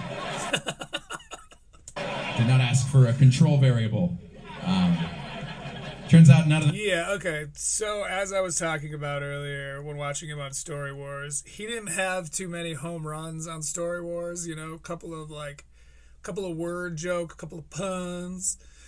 But his stand-up is significantly funnier. He's far better on the page, so to speak. them hated Jews. And then he showed up, and then I did a little. He made me anti-Semitic. I was like, too many Jews around here. You ever notice that? I say we get rid of half of them.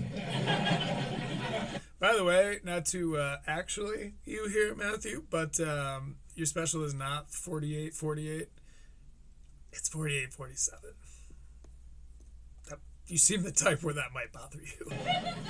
I'm Jewish and Cajun. I'm Cajun on my dad's side. And Matt, To be clear, I'm talking. It seems anal. It's not what he was talking about. Nothing to do. Air mix. Those two groups don't get along very well. Here's how much Cajuns hate Jews. They designed all of their food so that Jews can't eat it. Every dish is either shellfish or pork. All of it. Shrimp, creole, crawfish. It's funny. Fish etouffee, jambalaya, gumbo, boudin. Very, very, very specific to him, which, yeah, good. You know how not kosher boudin? Like you're gonna be hard pressed to find another comedian out there talking about this. I think that's a strength of his. Boudin is? It's made of ground up pork wrapped in pages of the Old Testament, and it's delicious, amazing. I've tried it. Worth going to Jewish hell. Jewish hell, it's 60 degrees, and you don't have a sweater, and your mom's there, and she's like, where's your sweater? But it's not so bad. It's a white collar hell, you know? It's Catholic heaven. Jewish hell, it's Catholic heaven. It's funny. Yeah, the audience is loving it too. They're out there dying. Cajuns, we are not a proud people. I went online. I wanted to see who was the most famous Cajun person. Found the answer. Ellen DeGeneres. She's not doing well. I guess her last comedy special came out. I think it was The Tan Superman that covered it. Jamari. I'm almost certain it was. He found it wanting at best. Yeah, there was some background that he did. It's interesting to see Jamari cross over into like comedy stuff. Those are like some of my favorite, obviously, of his videos. I like comedy stuff.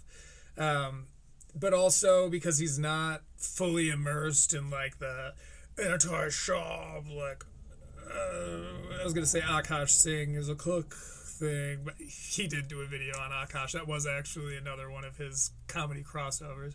But anyway, he was talking about Ellen's last special, and I guess she really is trying to make it seem like she got canceled for being gay again.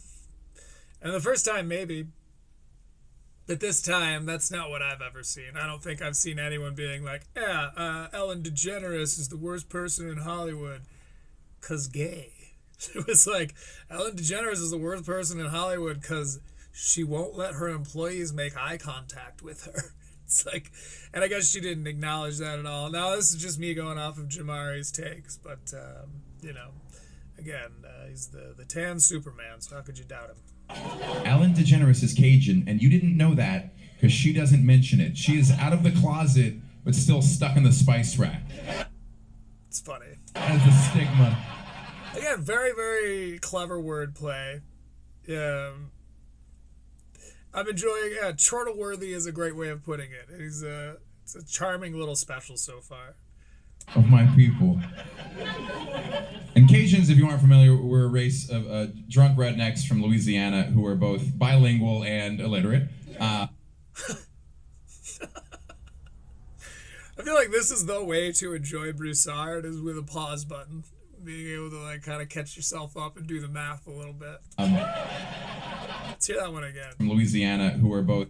And Cajuns, if you aren't familiar, we're a race of drunk rednecks from Louisiana who are both bilingual and illiterate. It's funny. They speak French. Cajuns speak French. My dad spoke it, his parents spoke it, and I took 4 years of French, so I'm not fluent, but if you write something in French, I can look at it and be like, hey, that's French? Look at that. Wow. People ask, do you speak French? I'm like, un poquito. Yes. Spanish. Es muy Petit would be French. cilantro. And people say French is a dying language. I say not fast enough. Okay, let's hear this. Yeah, you know, I don't think I've ever heard anyone take on the French language. Maybe early 15th century British comedians, but we'll find out. Here's my beef with French, my boof, if you will. By the way, I'm not sure about the dates of that, but probably just given their histories. I won't. The words are longer than they sound like they need to be. Every French word, it's just a gangbang of letters. There's like 12 of them, but only 3 are actually doing something. Okay. The other 9 are just hanging around like, hey, I'm just excited to be here. Again, first of all, I like this more than his, like, kids at summer camp names bit. Significantly more, but this is another one that I'm like, I bet this killed in, you know, French 3. I imagine this was an absolute, you know, just a barn burner in high school French. Because it's funny, but again, you kind of have to have some knowledge of French, or at least, like, for instance, have a French textbook out in front of you. That would be, this is probably killing. Or perhaps in Quebec, this is doing well. Remember the first time you saw It's French Canada. hors d'oeuvres on paper? I was like, is that horse divorce? This is entirely unrelated, but I was watching the Olympics. Quite a bit, actually. Hail the quad god. And I noticed something that I just think is so fucking funny. Italians call Italy Italia. Now, there are lots of countries we change the name because in English it just doesn't sound right. We change the spelling to be a little more phonetically pleasing. We change the pronunciation, you know, we give it a little bit of an Ellis Island kind of spin. But Italia is not harder to say than Italy. You literally kind of have to cut off the E from becoming an like Italia. Like it's literally part of the exhale.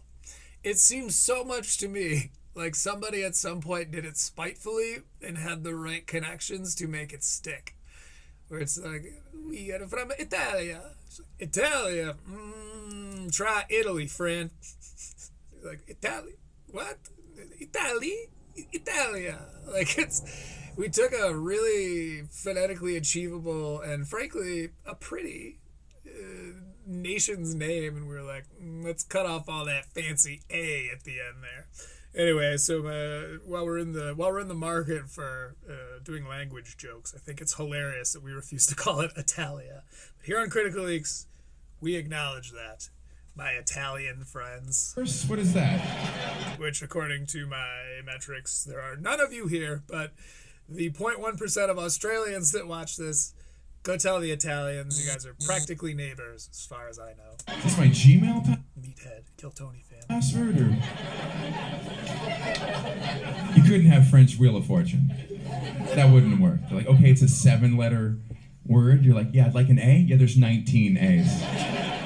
A lot of EAU for O. What? Okay. What about an X? Yeah, there's an X at the end doing fucking nothing. Just soaking up unemployment. Yeah, this is so specific. It's funny, but it's quite niche. Amen. Huh. What about an apostrophe? What about, buddy, we got apostrophes. They're like underneath letters. There's a C with a goatee. We don't know what that's for.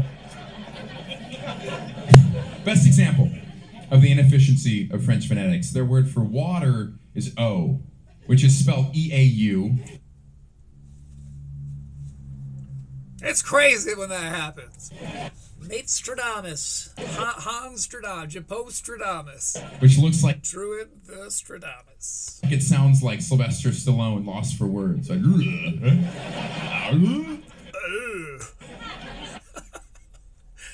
It does. I like Broussard, man. This is fun. That's the sound you. It's so funny when I end up liking a comedian's work. Because you come into these things, I come into these things like, all right, I'm going to talk a little shit, say some things I regret. But no, I'm nothing but compliments so far. Let's see what the dice think. How do we like Matt Broussard?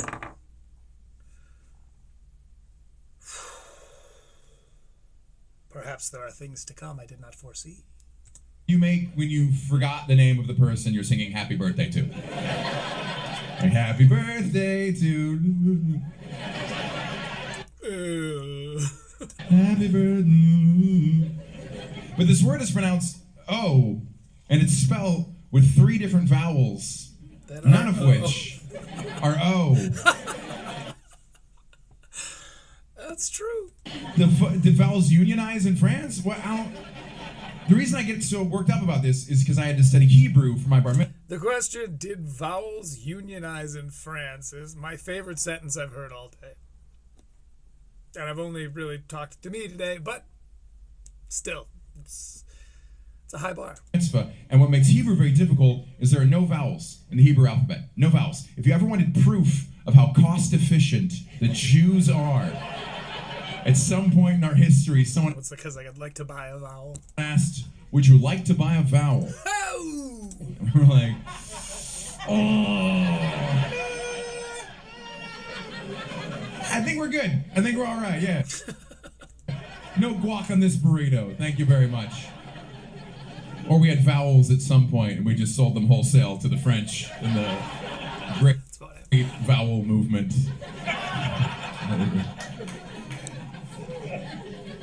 My dad was the great vowel movement. Again, a lot of word comedy happening here, and I'm here for it. It's clever. Wasn't very proud of his heritage. He had like the Bobby Boucher accent as a kid, like real thick, and he went on to become from the Water Boy. A chemist, and he got rid of his accent because he thought it would make him sound stupid. I wish he had kept it. It's a funny concept he's going into here. I've never met an openly Cajun scientist, and I would pay to see just some guy bumming around in a seersucker lab coat, just like. Honestly, that would be really, really funny. You know, just as a side character in some kind of Jurassic Park-esque. Ooh, that's a spicy electron. You know, DNA analysis tells us a crawfish just a lobster whose mama also his cousin. Like, is that? Come on, Matt. You know you're better at that accent than that. I don't like a half voice doer. You gotta go all in, man. True. He's like, and he spits in a beaker. And trying to look cool while doing voices is a fool's errand. Zatarans. Isn't that right? He's not. My dad passed away a couple years ago, which is very sad. But fortunately, my mom. Hard cut there. Look at you, cats. Someday you will know my name, Jason Katz. Is bipolar. So it's nice. Like I still have 2 parents, you know? Who's gonna pick up the okay? Let's go back. No idea what he's talking about. But fortunately, my mom is bipolar. So it's nice. Like I still have 2 parents, you know? Who's gonna pick up the okay? Somebody boo that? Somebody boo. Who boos? Is he booing the fact that he's talking about bipolar people, or is he booing bipolar people? It's the problem with booing. You've got to be very specific. Y'all got weird. No, that's my pain. That's not your pain. Don't pull back. Called him out.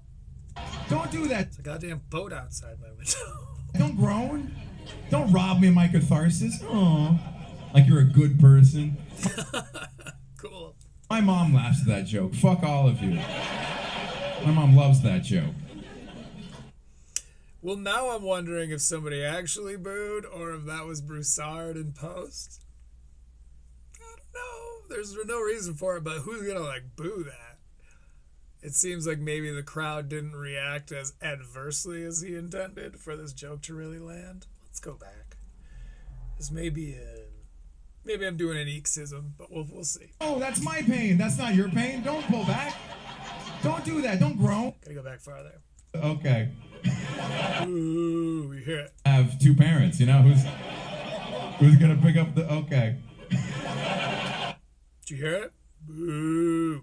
It was so subtle, and yet kind of came out on top of the rest of the crowd laughter, almost as though it's ADR. Y'all got weird. No. This is just say a voiceover recorded in post, put in after production. ADR stands for acronym I don't really know. Oh, no, that's my pain. That's not your pain. Don't pull back. Don't do that. Don't groan. Don't rob me of my catharsis. Oh, like you're a good person. See, because I feel like he would have called out the boo rather than someone going, aw, which no one really did. They just kind of like chuckled instead of laughed. All right. Perhaps I'm reaching. I don't want to redact myself. We'll move on. My mom laughs at that joke. Am I kidding? I'd kill to be redact. Fuck all of you. My mom loves that joke. But my mom hates that joke. That's awesome. We'll go back because I ruined it for him. Mom laughs at that joke. Fuck all of you. His mom laughs at the joke. My mom loves that joke. But my mom hates that joke. Not her favorite, but probably her favorite. Can't trust your AI. All right. Well, so we hit an ad. Here's to him. He's got like 400,000 views about on this particular video. So yeah, good. He's making money on comedy specials. And I do want to address, like I said earlier, the whole like almost scaring people out of the genre, which at this point, as the bubble hath burst and we're kind of seeing these sort of flecks of soapy water that used to make up our little Rogan sphere flying in all directions, I feel like we're going to start seeing fewer and fewer comedy specials because there was a gold rush. And I think the high water mark for those was some point before Asan Ahmad. Because I think Asan was a symptom that showed up kind of late. You know, it was watching Asan Ahmad, who like got the same hype for other people's specials, more in fact than most, because he got to go on Kill Tony, because he's an Austinite. It got all this hype, but it just didn't deliver because it was, in my opinion, kind of half-cooked. Go watch the video, or you could just tell what my opinion is because it's the only one that has an insult baked into the video title.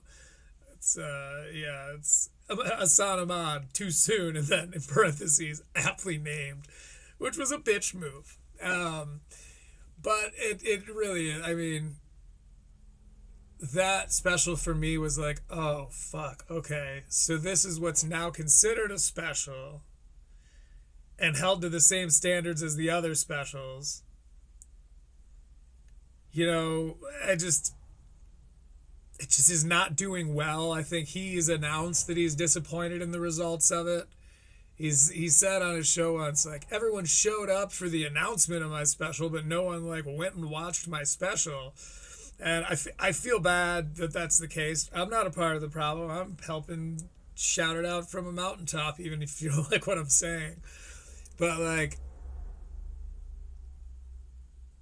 I think not all of my reviews are going to be Asan Ahmad because I don't want to just be attacking them, and some of them are actually good, and my approach to this isn't because I hate comedy and want to make comedians suffer. It's like, I enjoy comedy. I enjoy examining the writing process or examining my assumptions on someone else's writing process.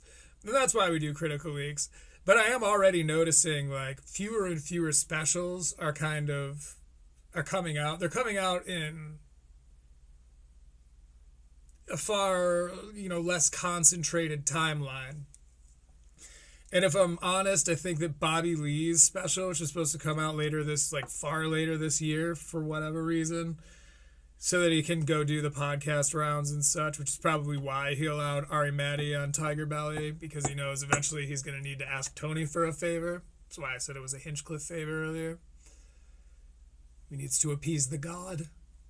And I think his special is probably going to be the exclamation point after a run-on sentence, where it's already been too long. There's already too many comma splices. This could have been broken up into an entire paragraph, and it's all just been one long statement. And who knows what Bobby Lee's special is going to be? It'll be one of two things. It'll either be the nail in the coffin, which shows everyone it's not worth putting out specials anymore. The comedy fans are rabid, and maybe these people who gain most of their following on podcasts should stick to podcasting. Could be that. Or it could go so well that everybody flocks to it. And people realize, oh shit, comedy specials aren't dead. Bobby Lee, who already has 2 million followers on Bad Friends and another 1.5 million or whatever on Tiger Belly,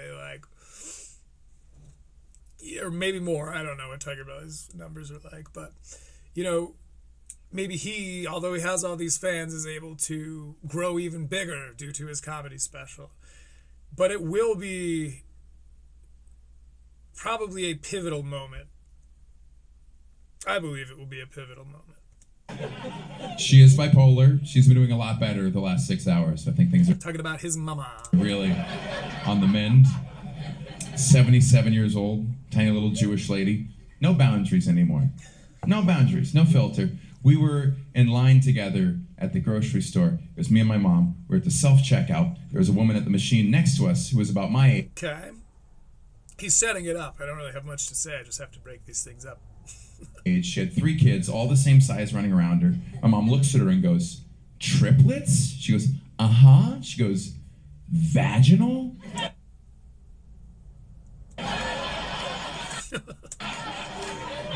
That was the first 2 words of that conversation. Just walking up to strangers point blank at Safeway like, "That pussy semi-automatic or what?"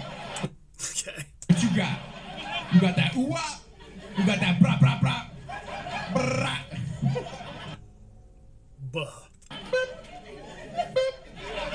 Brah. He's doing like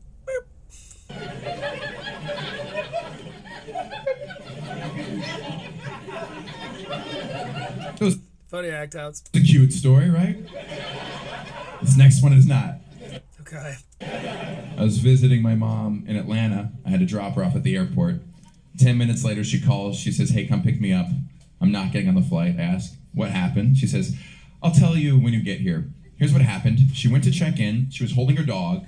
The attendant told her she did not have the proper paperwork to bring a canine on the plane.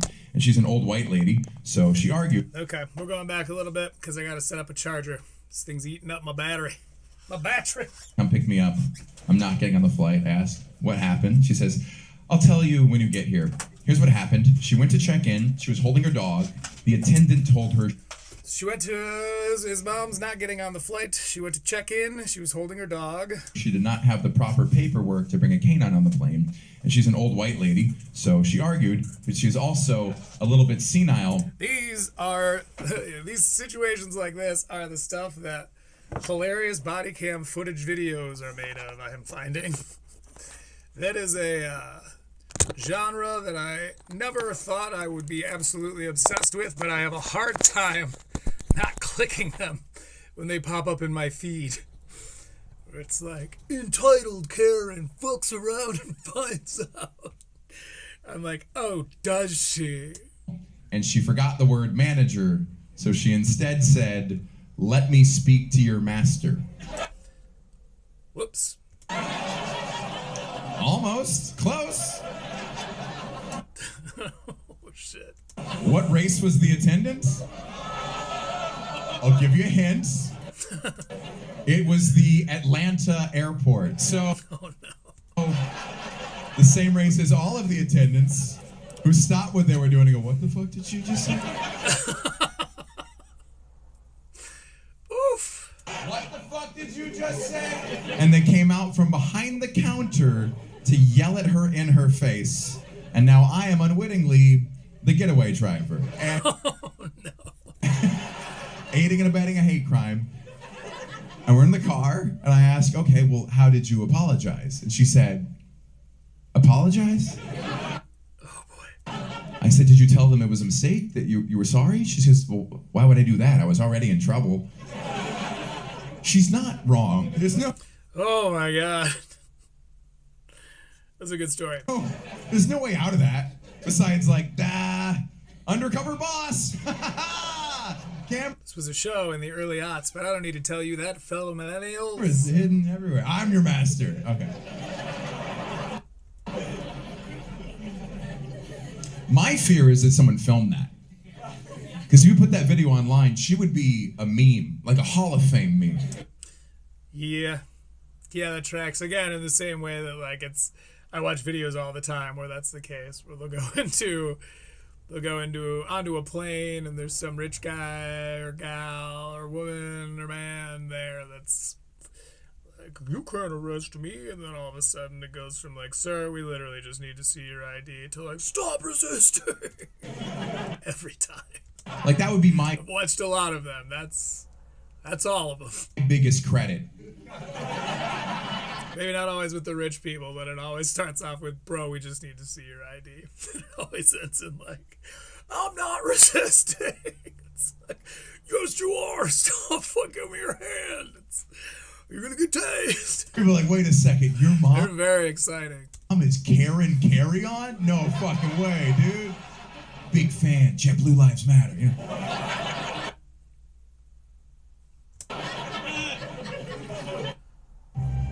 It's a JetBlue. Like, well, I'm not gonna lie, there are a lot of ads in this. He's making some cheddar. I want to share something with all of you. I again don't fully understand how all that works. Do they get paid just to have the ads in there? Because I know I've heard rumors that if it's an ad read and people fast forward through it, then they don't get paid for it. But is it true that like is it the same if you have like AdSense, like YouTube ad, like if people skip the ad, then you don't get paid for that either?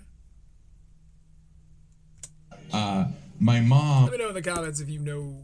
Sent my fiance a birthday card this year, and I would just like to read it to you. For context, it was my fiance's birthday this year. Okay. That's silly. Dear Laura, almost sent it to wrong address. Deleted old ones so no more mix-ups. You know, the hardest part of writing is just getting started. It really is. Just put pen to paper, see what comes out. Sounds like all is going well for you with work. You are such a go-getter. I know that is some of the many reasons Mathew loves you so much. Thanks for keeping him so happy. My role is definitely over, and I am learning to accept it. Woof.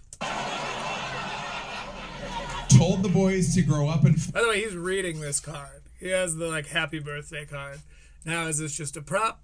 Is this a true story and it's an organic prop? We'll never know if it's done well. Fly away, and they did. We're going back.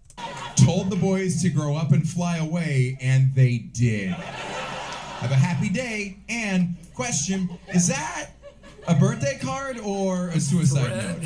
A suicide note, okay. Didn't know there was a fuzzy delineation between those two. It very well may have been the actual card. If not, good prop work, you know, making, Carrot Top proud. He actually referenced that on his last appearance in Kill Tony, where he was like, maybe it was, I don't know. I remember hearing Carrot Top say, like, you know, for a while, like, people wouldn't use props because they were saying, like, oh, I don't want to steal your bit. But it's like, it's just props. Like, it used to be a common thing in comedy. I think Carrot Top got so big doing exclusively props that people felt like it was stealing or biting somehow. But even Carrot Top's like, no, I mean, that's just part of the thing. It's part of the art. So that's why I took out $10,000 from my bank. They were like, Mr. Walden, why are you taking out this loan? And I'm like, for Critical Leaks, goddammit.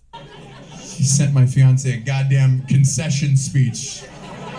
Enjoy your birthday and enjoy my son, you little sluts. Keep changing your address. I'll keep finding you. It's really funny. Got engaged recently. Thank you so much. She's a dominating personality, my fiance. She used to be a professional athlete. I'm not good at sports. Okay, here comes that emasculation when dating a professional athlete. I imagine it will be a performance both intellectually engaging and chortle-worthy. I know I look like I rode for Slytherin, you know? Brooms as oars, which... Damn good self-deprecation. It's a great example. Because it's, again, it's acknowledging the elephant in the room, but it wasn't so hacky as to say that right out of the gate. So I'm learning. I think we're all learning. That's what we do this for. Despite popular belief, I don't know everything about all caps everything. That's what this whole thing is it's a learning exercise. We're watching what the professionals do. We're talking about it and going, I like that, or I didn't like that, or what was that? Why did that work? Or this guy sucks. But if I'm at my best, you won't hear me use terms like isn't funny. Even when I hear like beige frequency say that, like, it's not funny, or Redact, God forbid. Terms like unfunny, it's out of pocket. I don't think that that's for any one person to decide. Not to my taste, breaks my immersion. Shit. You know, you can say all those things. I don't know. Anyway, so what we're doing is an exercise in learning. So eventually, someday, we will know everything about all caps. She was a professional swimmer, very, very good national champion, collegiate champion, silver at Worlds, and she's retired now and adjusting to life on land, but very much still looks like an athlete. She's tall, you know, like muscular, but still, you know, feminine, like skinny waist, childbearing shoulders, very, I feel very safe in her arms, and Childbearing shoulders.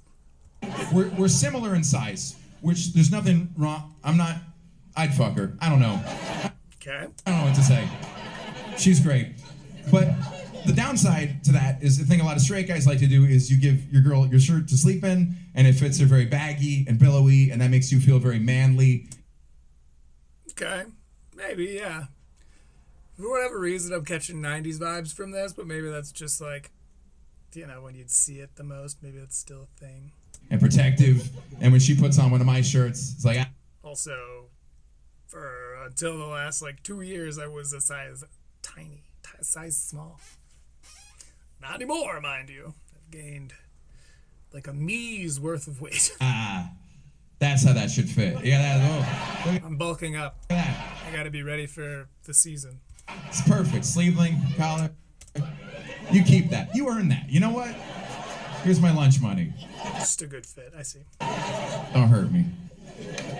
And she swam her whole life, which means all the guys she dated before me, not just swimmers, very good ones. Like her last boyfriend was a sprinter, so 50 freestyle, 100 freestyle. No hair.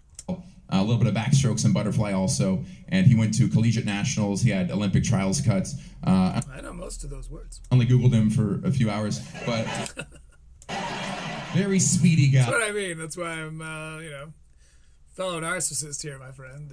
It's good to have you here, Broussard. Remember to subscribe and comment your thoughts. From what I could sleuth up. Or Jeremiah. Real Joker himself.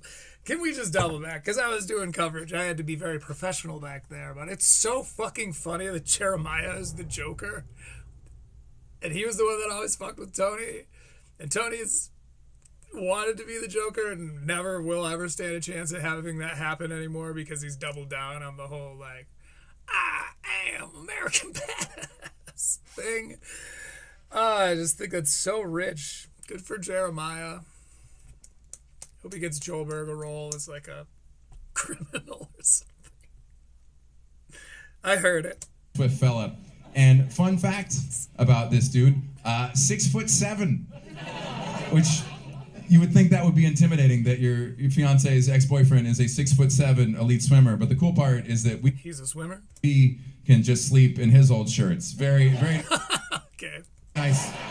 Comes to right above the knee. He's very, very clever, dude. You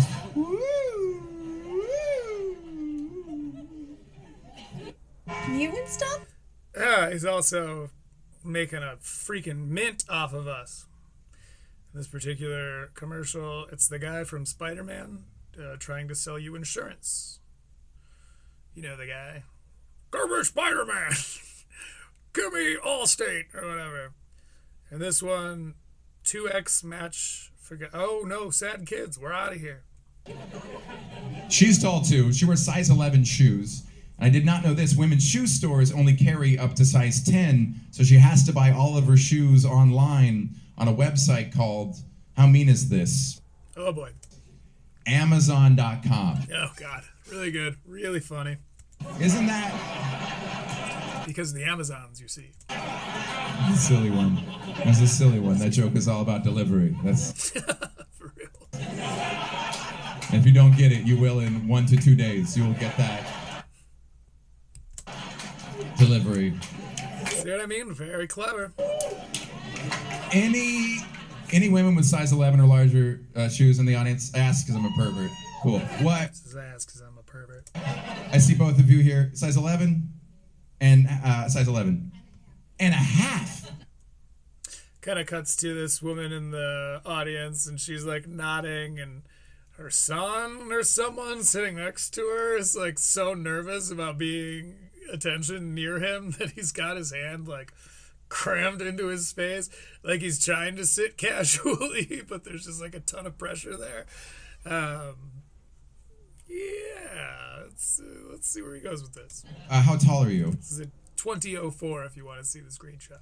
6 feet. 6 feet, so pretty tall. Okay. And yourself? 5'4". Whoa! You should be the swimmer. That okay. Propulsion to mass ratio. Dude, now the guy just has his head buried in his hand. I don't know why, seemingly, come on, your mom's holding her own, man. She's doing good. It's like a V12 on a jet ski. Can I ask, have you had children in your life? Oh, I see, because, like, paddles. Did you go up a shoe size after childbirth? Okay, I've learned that does happen. That happens? I gotta have kids. Each time? How many kids did you have? See, used to be... Happened an inch each time. An 8.5? Did you know that women's shoe sizes go up during childbirth? I think it's all the pushing.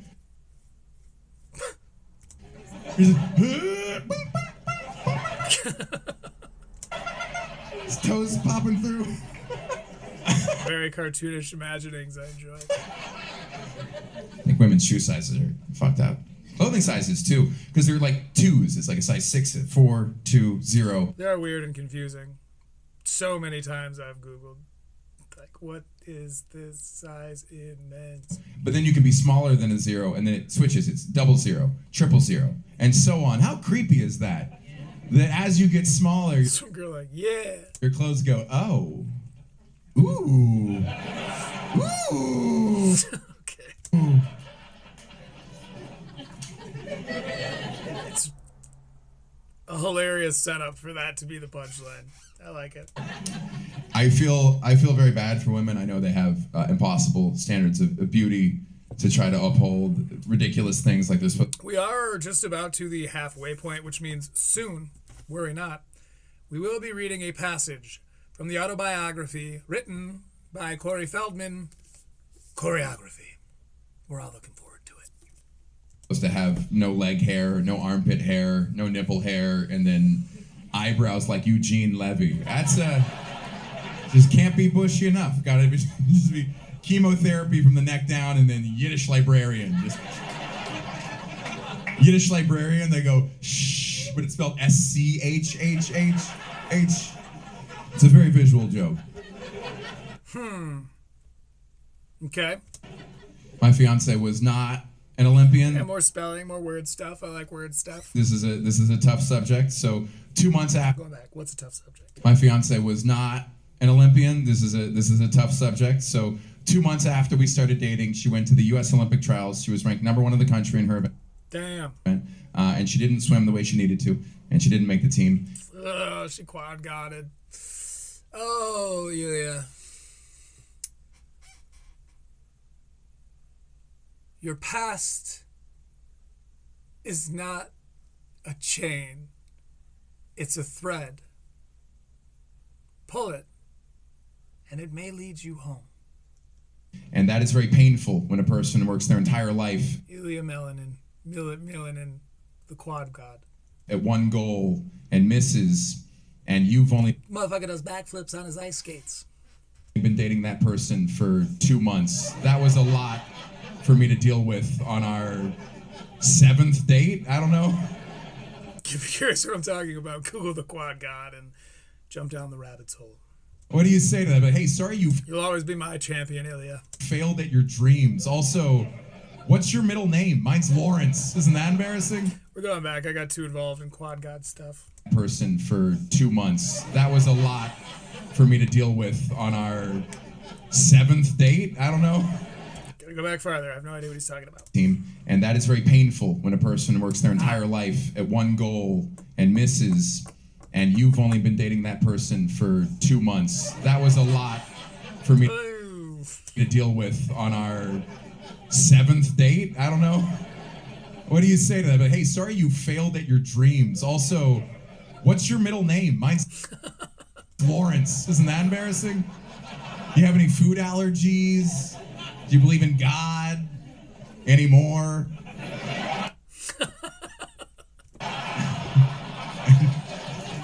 I thought she was going to make the team, and I was prepared for that mentally. I mean, she would go to the Olympic Village. This is where all the athletes drink and party and hook up, and in my mind, I was like, hall pass. Okay. I don't need to know Yeah, I have heard that too. You're supposed to be pretty promiscuous out there. what happens, and if she does sleep with someone, she better get pregnant, because whatever she pops out, I'm going to raise like my flesh and blood. I'm going to be, those are scholarship sperm, you understand? I'll be the loudest dad at field day. Just, that's my son. People are like, looks a lot like Usain Bolt. I'm like, yeah. Yeah, people said that about me at that age. Sure did. Some still do. It's funny. Very, very funny bit. All right. We're going to go back here. We're going to pull up some royalty-free funk music. And as you're hoping, we're going to do our reading of Corey Feldman's autobiography, Choreography. So, when last we met him,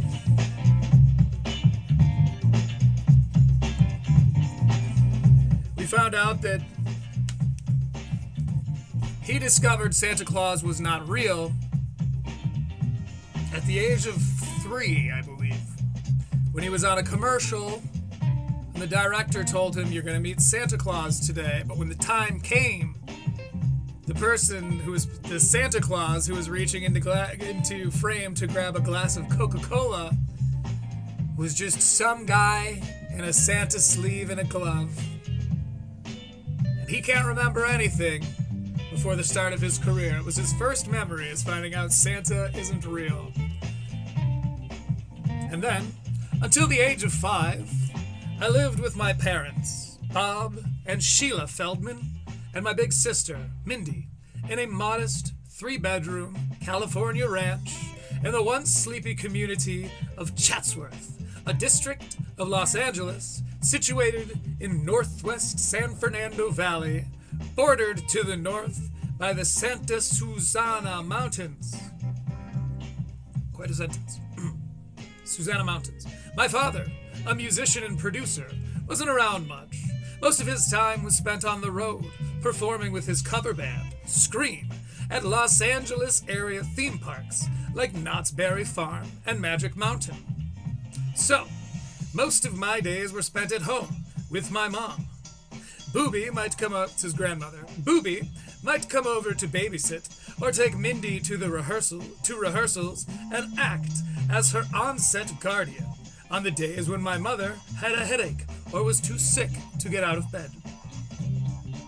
If the door to her bedroom was open, I would grab my toys and set up camp in her king-size bed or lounge on the floor beneath the television for hours, staying up late into the night to watch Saturday Night Live with Dan Aykroyd and John Belushi, or my mother's favorite show, the soap opera parody Mary Hartman. With the shades drawn, bathed in the blue light of the television screen, I would sit and study the hodgepodge of artifacts displayed around her room like talismans, the little ceramic frog statues that lined her windowsill. Her favorite color was lime green, or the gilded frame that had sat on top of her nightstand for as long as I could remember. The pictorial had been torn from the pages of Playboy, and from it she smiled proudly, hand on hip. At 5'1", she was the shortest among the waitresses at the Playboy Club in LA. If I carefully picked up the frame to admire it, she might tell me stories about how she served drinks in a bunny uniform and did the famous bunny dip, bending at the knees instead of at the waist so she wouldn't, quote, fall out of her top. Hugh Hefner was a gentleman, she would say with a certain reverence, taking the frame from me and putting it carefully back into place, and he always left big tips.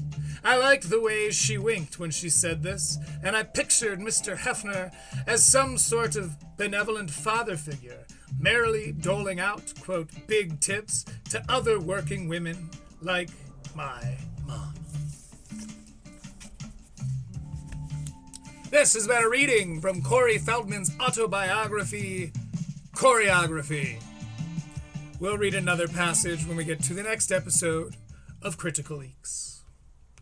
Now, back to Mathew Broussard. Now she has a real job. She works in tech. She does very well. I made a mistake of looking at her tax documents. I learned she makes 4 times what I do. So He's talking about his Olympian wife. Talking about his athlete wife, sorry, Broussard, I know it's a touchy subject, who tried to be an Olympian but failed, and that was when they were 2 months into their relationship. So now, fast forward to seemingly now, and he's saying these things. I made a mistake of looking at her tax documents. I learned she makes 4 times what I do. So I am a feminist. Nailed it. Yeah. People are like, what kind of feminist are you? Intersectional, third wave? I'm like, indentured? Is that a category? I'm pro-choice because I'm not ready to be a mom. You understand? I'm not going to lie to you, Broussard. Indentured feminist is a way funnier title than Hyperbolic. I don't want to lean on her financially, but in case of emergency, break the glass ceiling. That's pretty clever, right? That's my bumper sticker that I put on my laptop because I don't own a car. And it's a weird feeling. It's a weird feeling. I used to struggle to find a balance between being a good boyfriend and my job, and now being a good boyfriend is my... I'm only here because she approved my PTO. I'm on call right now. What? Being a good boyfriend and my job, and now being a good boyfriend is my... I'm only here because she approved my PTO. I'm on call right now. It's funny. And I love this job. I really do. I'm really grateful to be up here. This is my dream. Because of her salary, this is just a cute hobby. That's all this is. Everything. So why so many ads, Broussard? I'm doing could be summed Or is that exactly the reason why there are so many ads? Chicken or the egg? up I heard a cocktail hour be like, honey, come show me a little trick. Come on, do you want your little skits, you know? It's changed my motivations. I used to work out for fitness. Now I work out for job security. I gotta keep this ass tight. If I get shredded, so does the prenup. That's Oh, I see, okay. was gonna say like as a comedian, but no, he's talking about as a husband. It's my thinspo. What is fenspo? Let's Google it. What is fenspo? Fenspo? What is fenspo? Oh, fence. A barrier, railing, or upright structure. I'm kidding. I don't know. I can't find it. I spelled it with a C. I don't know. And she doesn't understand how much power she now Must be an acronym. has over me. She asked me recently, would you ever leave me? And I said, it would have to be a competitive offer. I'm not... Oh my God. I'm not jumping ship for nothing. Not trying to be some entry-level fuckboy, just freelancing sans dental.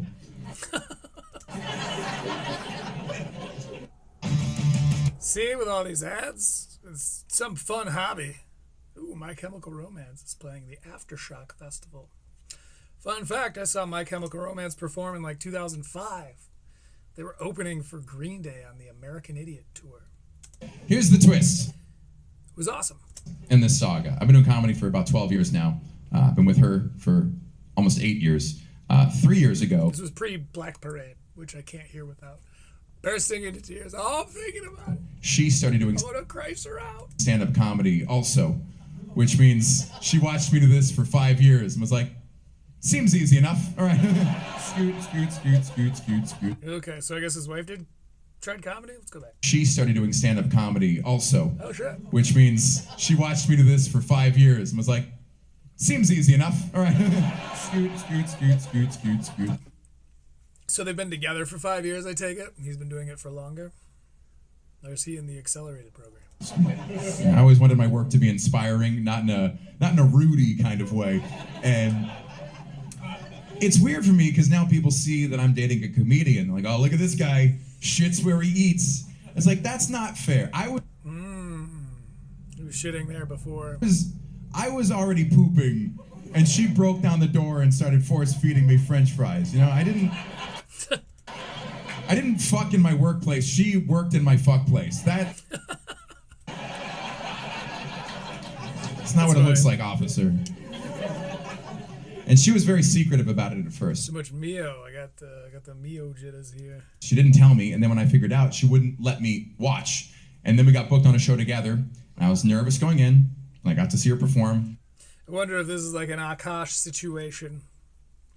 For those of you who haven't seen it and don't want to go back, my take on the whole Akash situation where his wife was like bad-mouthing him everywhere and the internet turned on him because of it, and for other reasons too. It was just a good reason for them to turn on him as far as they were concerned. But my take on all of that is his wife doing that was a direct result of his special that got like 3 million views being mostly about how she's crazy and out of touch and says and does things that are dumb and wild. It's like the whole special was based around like, my wife is crazy. Like, it's like, so her going out and doing this, and I think the reason that he's just kind of taking it and just sort of grinning and bearing it is because he knows that he's in the doghouse for a reason. So I wonder if this is the same kind of deal. We'll see. And it was an awesome moment for us, for her, for me, because she's good. She really is. But even better, she is not as good as me. Oh, nice. Thank God. Strong act, but don't quit our day job, you know? Someone has to pay 3/4 the rent around here. And it's not going to be me. Again, this is a great example of very clever self-deprecation on some stuff that's a little more real than your cursory glance at him might grant you. We fight a little bit. We fight, I think, a healthy amount. We've been fighting because she learned the word gaslighting recently. That's been a real thorn in my side. Gaslighting is when I say something she disagrees with, apparently. No. Gaslighting is she's losing an argument. No, gaslighting, no, it's a real thing. It's a serious thing. Gaslighting is a form of emotional manipulation where you repeatedly lie to someone to sow self-doubt. And I don't do that. To sow self-doubt, okay. I've never done that. But she accuses me of gaslighting so much. She's gaslighting me. I'm starting to believe her. That's good. Maybe I am gaslighting. Perhaps I am the gaslighter. Sowing self-doubt. Here's a fun game. Next Very clever. time your partner accuses you of gaslighting, say it's actually gas lamping, and then hide their phone, cut off the router. Give them no factual basis for dispute, right? It's gonna get heated, but stick with it, and she'll find you the next day. It's like, see, I looked online, it's gaslighting. Be like, yeah, I said gaslighting, you said gas lamping. Okay. And really commit until she cracks. It's a great way to gain the upper hand psychologically. Kind of silly. It's weird. Sort of lost momentum on that one a little bit. I saw the most recent Batman movie. Oh, look at that motif. Riddler is my favorite villain, but I was disappointed in the casting. I don't think the Riddler should be a man. The Riddler is a villain who tortures his victims by making them solve puzzles he already knows the answer to. I think a woman is more qualified for that role. Go on. I think Lady Riddler would crush that. Just if you want to save Gotham, you have 3 hours to figure out why I'm mad at you. The whole movie. He's like, can you just tell me? She's like, no, but I'll give you a hint. It's not the reason I said. It's something vaguely related to that. I was going to say, the casting of the Riddler, I mean, shy of being Joker, I feel like Jim Carrey was the last, like, on-screen portrayal of the Riddler, right? Live action-wise. The bat signal is just a dim. And that could be really cool if they actually, like, you know, I remember the old cartoons. Riddler was pretty awesome, not just because of his color scheme, but I am a fan. Lamp that says it's fine.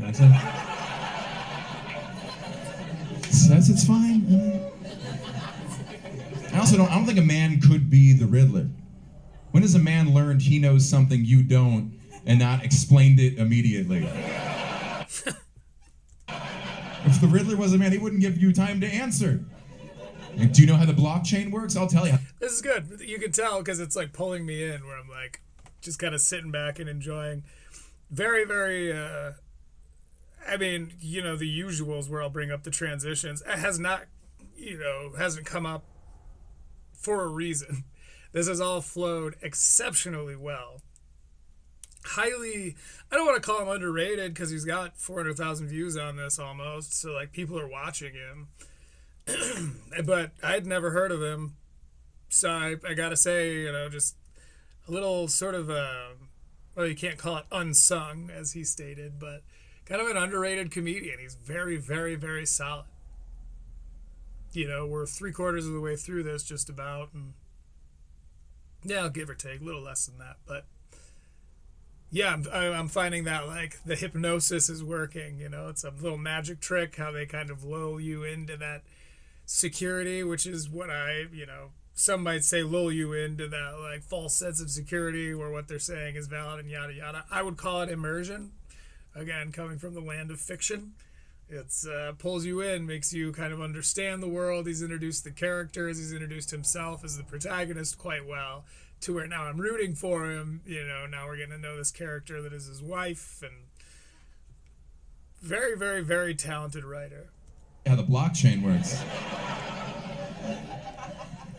My fiance points out stuff I wouldn't catch on my own. We were at our place. It was me, my fiance, her name's Laura, our friend Harry, and his boyfriend, and we were watching Queer Eye on Netflix, and I was really excited. I was like, I like this show. I like how it's not just entertaining, it's also very inclusive. And she goes, no. Okay. It's not.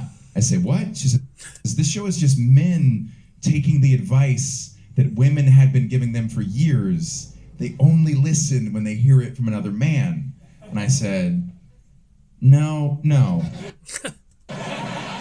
I just... It's fine. I hear where the joke's coming from. Agree. I don't think that's true. And then Harry chimes in. He says, Mathew, there have been several studies showing that men are more likely to dismiss ideas when they hear them from women. And I said... I believe you.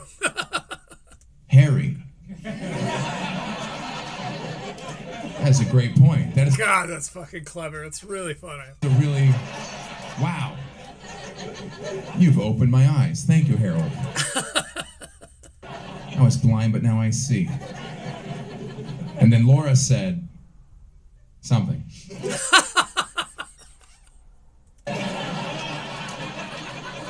Wow. Damn, that's a well-written joke. That's very funny. I think she starts our fights. And she thinks I start the fights. That's pretty normal. What do we think for straight couples? Who thinks men start the fight? No? Who thinks women start the fight? A lot of brave dudes. or single guys. All right. Right there. Oh, wow. A lot of brave or single guys, he said. That's your girl, too. The fight you have later, that is your fault. We know that one. Just saw a bear trap. Just stuck your head into it. All right. I don't know the answer. I don't know there is an answer. I did do some research online because I'm petty, and I learned something fun. I learned when two men get married, they have the lowest rate of divorce. Straight couple. By the way, this happens to me. The reverse of it, which cracks me up. It's like if, you know, maybe not in like an argument, but if there's like a disagreement on what the truth is, my fiance will do this thing where she'll like kind of nod and get quiet and sort of go into her corner. And as soon as I see the phone come out, I'm like, oh, fuck. She'll like spend half an hour just quietly reading on her phone. Set it down and be like, so you know how we were talking about such and such earlier? Fun. That's when I know I'm fucked. I learned when two men get married, they have the lowest rate of divorce. Straight couples have a slightly higher rate of divorce, and lesbians have the highest rate of divorce. And my first thought was, well, it looks like we've isolated the driving variable here, huh? Oh, that's why they keep shooting him from the profile. His face kind of does this a little. His eyes kind of are over here, and his mouth's a little over here. It's not super exaggerated, but Sounds like a correlation. Mathematically, there are two of me, there'd be less riddles to solve. that is interesting. That must be a personal choice, or perhaps Jason Katz just knows how to shoot a dude. And listen, if you're a woman and that offends you, I understand, but you can't be mad at me. Those are the stats that comes from a real study that I cherry-picked to reinforce my preconceived notions. Cognitive bias. That's really funny. Oh, I'm not even mad at you, Matt. Maddie. Can I call you Maddie? I mean, you know, a lot of these aren't the long 15-second unskippable ones, so we'll call that a courtesy to us. Fan service, they call that. It's tough dating a jock. She's just very intense about some weird stuff sometimes. She told me one time she doesn't like to 69 because she takes it too competitively. Which, if you're not laughing, you're not picturing that. All right, let's do this. First one to come is gay. Like that's it's pretty hot. You're probably gonna win. My money's on you, slugger. You're my horse in this race. You're my stallion. Okay, don't pull back on this part. See, the audio has been kind of inconsistent, and I feel like these are from two different nights, which, as we've said before, is quite standard. But I feel like on one of the nights, they had the sensitivity turned to 7, and on the next night, they had it turned to 7.5, because it's only slightly off, but God, is it kind of jarring when it switches. We're going to try to hear it one time. I'm not going to dwell for too long, but Do this. First one to come is gay. Like it's pretty hot. You're probably gonna win. Hear what's kind of down here? Listen, about halfway through this laugh that's coming up, it jumps up just a touch. And my money's on you, slugger. You're my horse in this race. You're my stallion. Okay, don't pull back on this part. Feel how much louder that is? There's no way. I'm not making that up. That is, I believe, I don't know. My sound engineer friend would be able to tell you, but I think it's like a mastering issue where the compression is a little off, or perhaps it's a visual automation thing where you should have noted that over here the spikes were this tall and now they're this tall or something. I don't know. I'm not the expert on sound, though I do love to talk shit about people's sound while recording on my phone's microphone. The vulnerable time. I cannot make my fiance come. Don't you? Just a little bit, but his face is kind of like this, isn't it, Matt? Still pretty. Make her come. Don't. It's hard. Also, don't need your advice after the show. That is not an invitation for home remedies. I've tried it. For home remedies. All of it. Small circles, the alphabet, the Hebrew alphabet, you know, club soda. All of it. Intermittent fasting. Everything besides listening. So what we do, and a lot of couples do this, we use a vibrator during sex so she can also get off. Yeah. Woo! Bring home the jets, boys. It's like an uncanny valley, kind of, because now for some reason they're shooting him from straight on. And it's a little bit more, I don't know, it's jarring. He has a very handsome profile. Calling in a drone strike. I'm a looks maxer now, so I'm trying to gauge his SMV. Don't you love it when the teacher lets you use a calculator on the exam? It's the best, you know. Work smarter, not harder. That's fuck me smarter, smarter, smarter. Okay. Oh, I see, because the science. It's great. Saves me a lot of work. Closest I do to foreplay is just plug that thing in the night before. That's my job. Which I don't just stick it in. I try to tease the socket. Well, first, like, oh, yeah, you want that? He's gonna do it like a... Yeah. But you can have that make you beg for it. Stick it in a little, pull it out. Oh my god. Stick it in a little. Start an electrical fire. That's what I mean. He Haley Welched it. Does it bother me? No. By the way, I keep seeing these things pop up where they're like, the Hawk Tuah girl has finally hit rock bottom. It's like, then they'll just review information.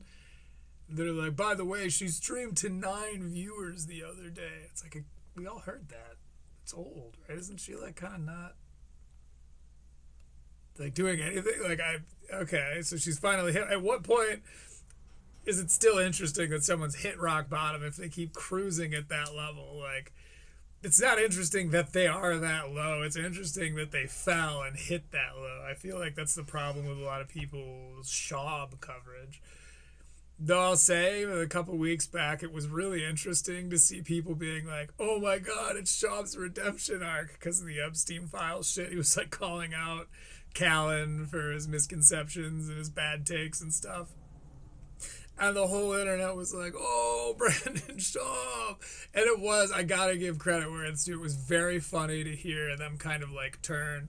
I think they probably knew it was only a matter of time before he kind of Schaubbed out. But I think that's my biggest problem, is that they have to use those clickbait-esque titles and then they're not really delivering any new information. I just wish, you know, I'd be okay. I'll say this: I've thought about it, and I'm more likely to click on a video. Don't get me wrong; I'm gonna watch everything they do. I can't help it. But if I were just a passerby, I'd be more likely to click on something that's honest. That's more like, you know, Brendan Schaub proves again why he's the worst, or like Brendan Schaub just calls us all poor again, or whatever, calls us mentally ill, or just Joe Rogan or some shit. Rather than like, has finally hit rock bottom again. I don't know. No, but I guess it's working for you, so if it ain't broke, don't fix it. Don't fix it on the count of integrity. Don't start now. No. She thinks it bothers me. That bothers me. I don't like that. She'll try to like reassure me afterwards. She'll be like, you made me come. I'm like, I did not. I was there, saw the whole thing. She's like, well, you helped. I was like, cool. So me and the vibrator get to split the... It's not even that it's just his jaw that's like off. It's this whole part of his face is kind of over here. mission on this deal. We did it together like some ragtag renegade cop duo. Just, he's white and uptight. It's curvy and purple. There, Turner and Cooch. This, no. Okay. Remember Turner and Hooch. I think it was a dog. There. Tango and Gash. Funny hair. Still dated and weird. That's a deep cut. Woody and Buzz. Okay. There you go. Oh, and Buzz. Okay, that was funny.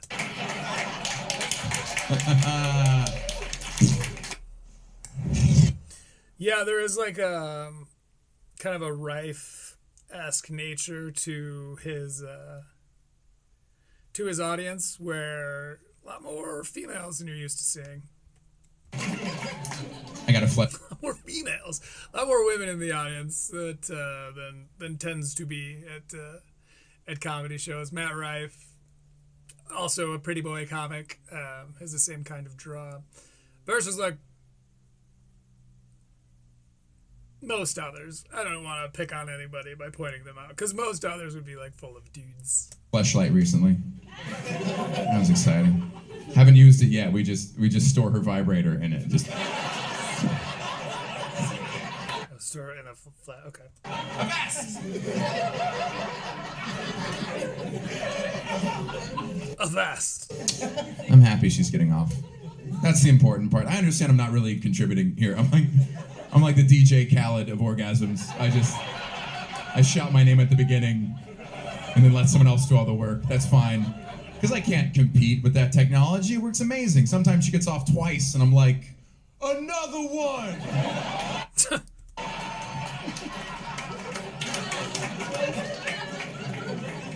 Another plus is I used to worry she was faking her orgasms. She was. For sure. Now I believe them. Now, who would she fake it for? Like the vibrator? Okay. He's like, what's wrong, baby?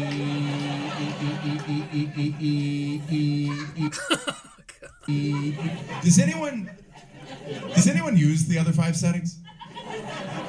Anyone? No one? Trying to not look at women individually. This is a very probing survey. You, what is it? Make the sound. I feel like we all use the first one. Or, okay, the first 3. If you have the nice, like, Texas Instruments edition. Oh, I don't know.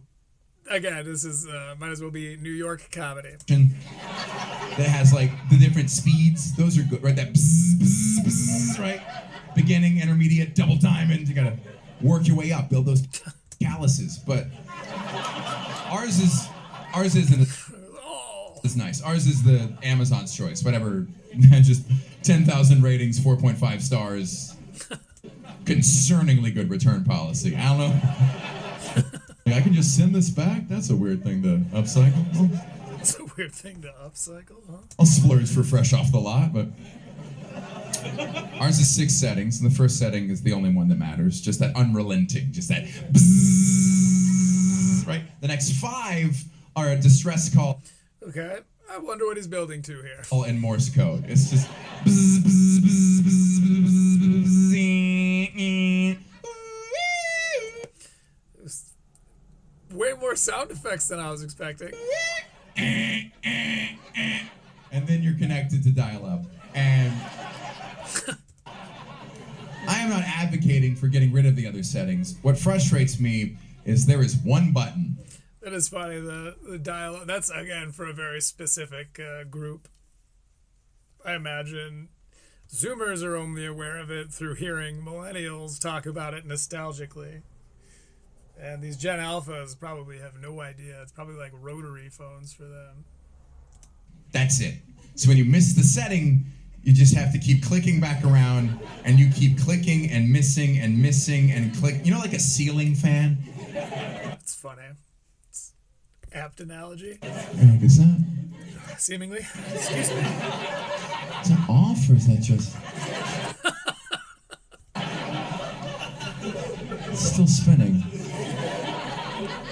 It could just be momentum. Could just be momentum. There's just one more. Let's see. Here we go. Oh, mother, father. Okay. Matzo balls. Okay, so it's off before. It's going to be 1, 2, 3. Is it 3 or 4? It's either 3 or 4 because it's still spinning.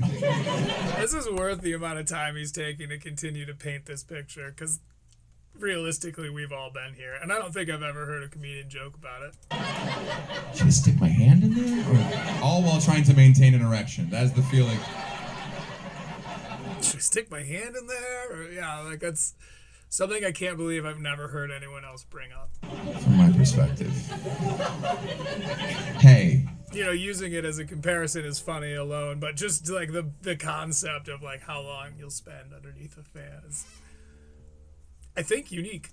If I can file one formal complaint about women's orgasms, it's not that they take too long to happen. It's that they take too long about to happening. That right before part. It's always long. Have you ever watched a cat? He's really sticking on this subject.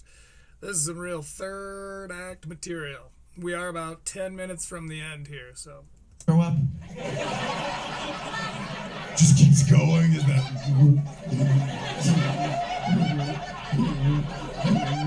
Ugh.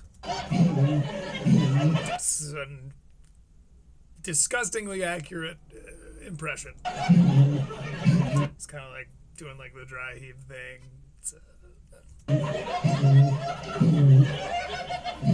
Well, he really breaks into the impressions here, and it's funny because the clip I skipped between him and Jeremiah is Jeremiah does like a very convincing Steve-O voice. And Matt Broussard calls him out and is like, you know, before this, he was like, oh, I got to look for an opportunity to do my Steve-O voice. So he kind of calls him out on doing his impression. And it's part of their back and forth throughout the whole episode. Again, it wasn't really pertinent to the greater story, so I cut it as fat. But it is funny to see Matt Broussard now doing a bunch of impressions and like voices and sound effects and stuff.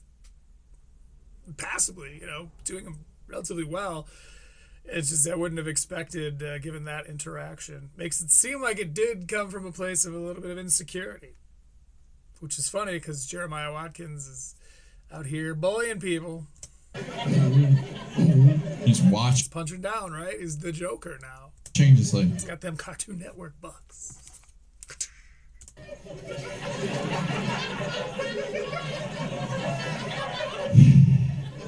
Don't know why I rushed over here. Okay.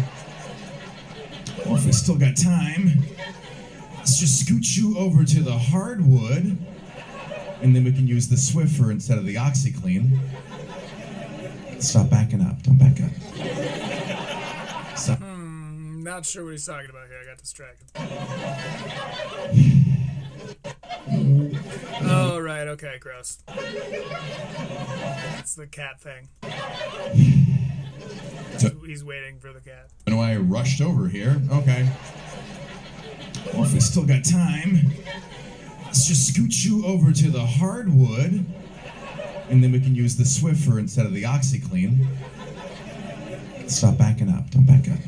Stop backing up. Don't back. He like puts his foot up. Stop backing up. Okay, and cool. And these are funny still, but I will say, if he continues to really draw these impressions and these voices and these sound effects and these act outs, if he continues to draw them out for an unprecedented amount of time, I'm gonna have to consider levying the accusation of stretching, because it does feel a little bit like we're getting there now. This has been funny to this point. I'm just throwing that out there. That one's fun for me because the next time you see a cat throwing up, you're gonna think about a woman coming. He stopped at exactly the point I called him out. Credit where it's due. Good on you, Matt. Also, funny follow-up. You have a sideways face. A cat. Completely unrelated. Growing up. It was a good follow-up. But your face is a little sideways, my friend. You're going to think about a woman coming. And the next time you see a woman throwing up, you're going to think about a cat coming. And Matt, don't blame yourself. Blame Jason Katz for shooting you straight on. Because your profile is a 7. Because remember, there's only 8 points in the Looks-Maxer scale. Like myself. I'd like to go to... All right. I feel a little bad about talking about a man's face, but all these ads, I feel like it's even. You make me mute and vamp. Make me have to do stuff. Trying to build a nation on this stolen content. We got a cat recently. We got a cat. My fiance and I. Funny little, kind of a juxtapositional restart there. Although it did pertain directly to what he was talking about, so it's a little bit different. It's not just a complete non sequitur. It's something that was directly related, but wasn't expecting to hear it. We don't want kids yet. We got a cat and an IUD. That's our Christmas photos. The four of us in funky sweaters. You know? I see. The IUD is pretty great. Any IUDs in the crowd? Nice. You've really been on this subject for a while. Strange. Glad you got through with the metal detector. That's fun. I didn't know about IUDs. I didn't know what they were or how they worked, and I assume the women here are already familiar, but I'm a man, so I'm going to explain it with more confidence and less accuracy. So what it is, it's this little T-shaped rod wrapped in copper coils. It goes up into the uterus. Okay, well, we're about to hear some stuff, so buckle up. I don't know how. I think it's like one of those ship in a bottle type mysteries. You're like, how does that fit in there? Like, I can't tell you. Trade secrets, you know. But it's great because before she was on the pill, that's just wild. It like makes your body think it's already pregnant. So even if an egg gets fertilized, the uterus is just like seats taken, right? And it just keeps going. Okay. But IUD, it's way simpler. It goes up there. I guess, kind of playing to his crowd a little bit. Like I said, there's a little bit more of a female presence than your average stand-up comedian who's non-Riffaean. So, okay, they're enjoying it. Just maybe it's just not for me. And then you can leave it at... It's not where it is, huh? Okay. Is that it? I'm like doing up here. I'm like a Texas governor. I'm like, I don't know where it is, and I don't want to know. That's between you and God. Your body, my choice. Okay. I think that's a Dick Masterson. That was an X-post. Right after, I think, like, abortion things got overturned or something as a big deal to a lot of feminists, Dick Masterson got on X and said, all caps, your body, my choice. Now, that's the only place I know Dick Masterson from is on X, but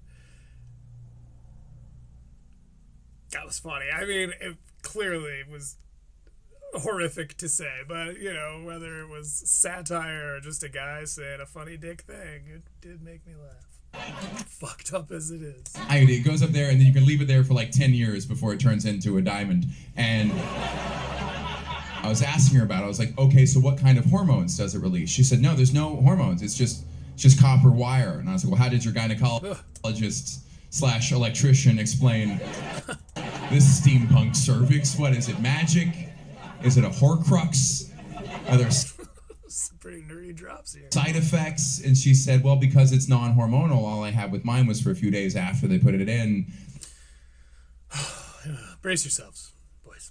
There was like a rusty discharge and some mild discomfort. That was it. And I said, that's crazy. Rusty discharge is my porn name.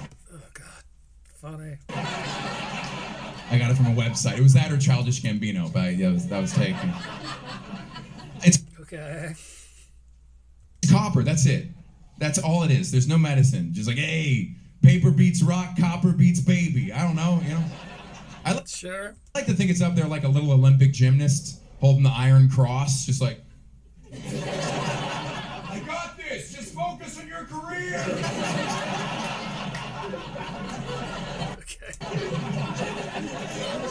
They're trying to make IUDs for men. I'm excited about that. So what they have now is it's a polymer gel that they inject into your vas deferens. Bro, this is getting a little scientific for my bones. And it hardens and creates a barrier that sperm can't pass through. So it's like a fat kid stuck in a water slide kind of thing. They caulk your cock and caulk your cock. Funny. It's cheap. Okay, so yesterday when we had a plumber come over, and there was something wrong. It's something wrong with the toilet. There's some wax ring problem. This thing like degrades after time or whatever, and there's a little little strip of caulk at the base of the toilet. And I was referring to that when speaking to him. And I was like, yeah, like, is that an issue with, like, the kind of the cock ring? He goes, cock ring. And so the next day when he was over, I was like, oh, this guy's funny. Like, I'm going to leave my podcasts on. So I was listening to Story Warz, and he pops his head, and he's like, my boy, are you listening to Legion of Skanks? So we started talking Kill Tony. You know, he's a fellow meathead, if you will. And that's how that whole thing came up. My plumber is a fan of Kill Tony. Anyway. It's easy, and it's so painless you can walk home after getting it done. Oh, the Haiti ferment. It's a little dangerous with that big cone around your neck, but just, you know, be wary of your periphery. Like dog. I'm a big fan of how many, like, medical breakthroughs were by accident, and I know this because I have a background in medical sales. In college, I would sell Adderall to my roommates, so I'm very qualified. Okay. There's an adjacency to this. It's fine transition. It's all right. Speak on this. Like, a good one is penicillin. Penicillin naturally occurs in mold like you would find on old bread, and it was discovered when a doctor forgot to clean up his laboratory before taking a 2-week vacation. That is the father of modern antibiotics. Damn, that's funny. I think, yeah, a lot of drugs, a lot of, like, manufactured drugs are that way, psychedelics. Like lysergic acid is, like, a good example of that, where, like, I think they were dabbling with something, whatever the case. This is at least what I've heard. And it got on the hand of, like, one of the scientists, and they're like, oh no, and they washed it off. But if you know anything about it, you know it's too late. And I guess it was probably a pretty cool rest of the day before realizing you'd had some kind of drug-related breakthrough. So, yeah, okay, penicillin, 2 weeks vacation, right on. Laboratory before taking a 2-week vacation. That is the father of modern antibiotics. There's some sloppy doctor like, yeah, buddy, spring break 1928, I contracted and cured syphilis. That's... Okay. Viagra was also an accident. Oh, because he was on vacation and then he... Okay. Accident. You know how Viagra started? Anyone know this one? Blood pressure. Blood pressure, that's right. The guy knew right the fuck away. What do you... That was fast. Do you use it for one or both of those? Oh, okay. That's right. It was a heart medication. That's how it started. They were just... That's what they thought it was going to do. Handing it out like, yeah, this should help with your blood pressure. Like, I keep getting boners. The doctor's like, fascinating. Diane, change the labels. Yeah. To boner pills. Actually, they might have discovered it, like, earlier on. I don't know, like, during the clinical trials, that's even better. They're just giving it out to a bunch of dudes at once and leave them in a room for a couple hours, you know? It's funny. Doctor saunters back in with a clipboard, just like, all right, if anyone's feeling any side effects, please raise your... Oh. I was gonna say hand, right? And all the guys are trying to cover it up, they don't know what's happening, right? And there's just like one dude in the corner in a wafty white gown just letting that flag fly. See, okay, the way that he describes a lot of what goes on in his imagination is quite sitcom. It's very, you know, Seinfeld, not in the way that it's like cadence or tone necessarily, but in the way that it seems like he's describing like a scene or like something you could picture happening on TV. Which is a little bit of a throwback because people kind of stopped doing that as much. I've called it out a few times when I've seen it, but that used to be like how comedians would like make it.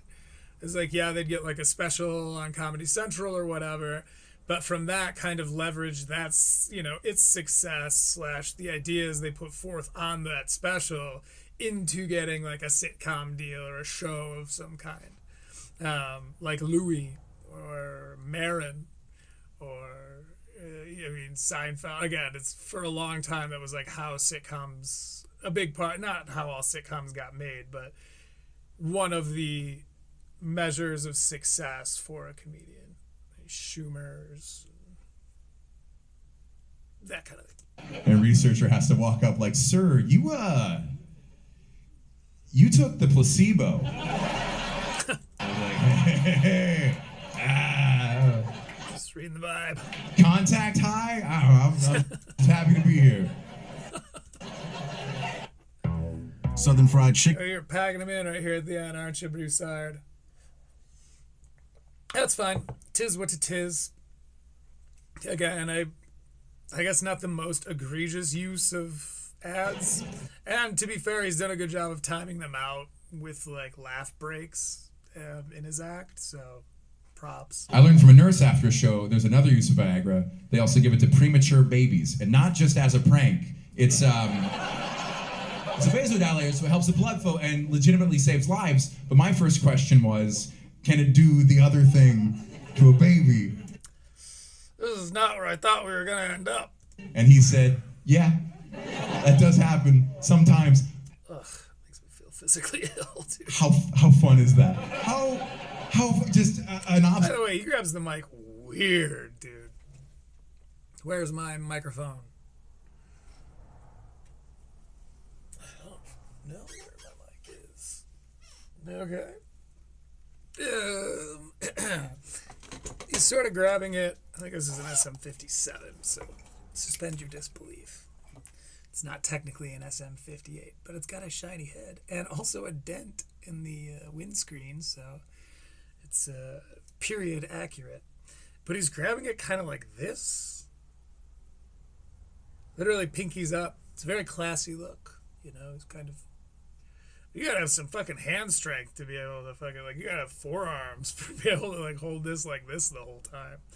That's crazy. Yeah, talk about right here, that muscle where you would engage for the Hinchcliffe pinch, the Pinchcliffe move. Stop talking so much on my show. Anyway, strange mic form, which maybe he's been doing the whole time, to be honest. I hadn't really been paying attention to it, but right now he's really got just the tiniest little grip on it. Pinky's up. Obstetrician walking past the NICU. I'm from the back crib. She just hears a, hey, toots, right? She turns around. There's an infant in a hard hat. Like, hey, what you doing later, huh? Just got out of vagina trying to get back in one, if you know what I'm saying. Oh, I see, because baby. I can't even say it. Also, what's this copper thing that came out with me? What is this? Oh, God. A pogo stick for hamsters? Is this 3-3PO's tonsils? Pretty rapid fire references there. That's funny. 99% my ass. Oh, what's another one? Oh, Propecia has a similar thing. So Propecia is the only drug that's really been proven to prevent and reverse hair loss in men. And it started as a pill for men with enlarged prostates. You know, with a head of hair like that, and as much information as you have on Propecia, a man's got to wonder. And the hair regrowth just decided... In the same way that guy calling out, like, it was for blood pressure. You seem to know a lot about Propecia for a head of hair like that, sir. In fact, they noticed. They're like, so how's your prostate feeling after that medicine I gave you? Teeny. You did like a hair flip thing and like... A little background on this next one. C. diff is a bacterial infection of the intestines. It's a nasty thing for people who get it. It's What did you go to medical? Like, what the fuck? caused often by antibiotics. They'll kill all of the bacteria in your gut and kind of create this power vacuum for C. diff to take over. It turns your intestines into like post-Soviet Russia. Like, you got rid of the bad guy, but now you have trouble with Putin. And the most effective cure we have for C. diff right now is a procedure known as fecal transplants, which is exactly what it sounds like. Oh boy, we get to hear about surgery and poo. This is going to be an interesting closer. Don't worry, I have something special planned for the end of the show. So what they do is they take a small amount of a healthy person's stool and they put it into your intestines, and those new bacteria will push out the old bacteria. It gentrifies your colon. And oh, okay. This works, and it's very exciting because as far as I'm aware, this is the first medical treatment that was invented by 2 third graders insulting each other on a playground. And they're just like, I hope you get diarrhea, and then someone takes their poop and they stick it up your butt and they mix it with your poop, and a doctor just runs up like, what did you just say?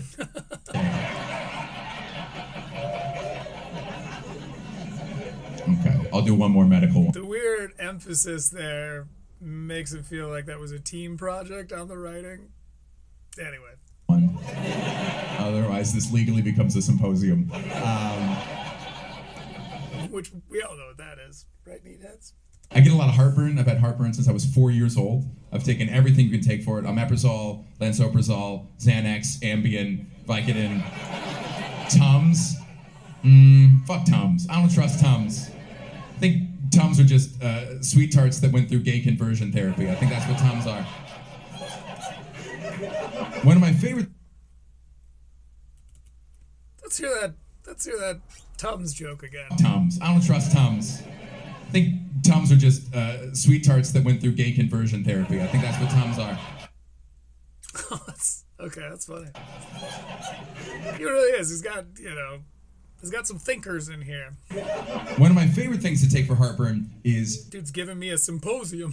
Baking soda. You can just swallow a pinch. You can mix it with water if you're a pussy, but if you're a man, you can just do it straight. And it's been great for me because I travel a lot. Whenever I fly, I always try to bring with me a little Ziploc bag full of baking soda. Hey, you guys are fun. You get it. I would like to stress something here. I am not into cocaine. It's not my thing, but it is difficult to convince a stranger of that because I look like I flip ski lodges, right? I don't know the ski lodge reference, but he does look like a cokehead. Looks like I have Cafe de Monde in my sinuses right now. And I had an incident where I went through airport security. I go through the machine, and there's a guard holding my bag, and he says, "Sir, is this yours?" And I say, "Yes." He says, "Okay, come with me real quick. We're going to look through it." So he brings me over. He plops my bag down, unzips it, reaches in like a candy crane, and pulls out this little baggie full of white powder. And I was just like, oh, shoot. Okay. Okay. Yeah, okay. I know what that looks like, but it's not. And he says, "I'm sorry, I'm going to have to show this to my..." This is a really weird story because my whole time, again, as far as like my suspension of disbelief is concerned, it just feels like there's no way that you put baking soda or whatever into a bag and weren't like, and then like on your way to the airport, you weren't like, this will come up. My boss. And I said, "Okay, this probably sounds crazy, but can I show you something with that really quick? And in case you're wondering how white I am," he goes, "Yeah, sure." And he hands it to me. So I take it from him, unaware of my privilege, and I say, "Check this out. My dad was a chemist. I can prove it's not that." So I reach in, I scoop out a small handful, and I start sprinkling it out of my fingers. And I said, "You see that? If this was cocaine, I wouldn't do that."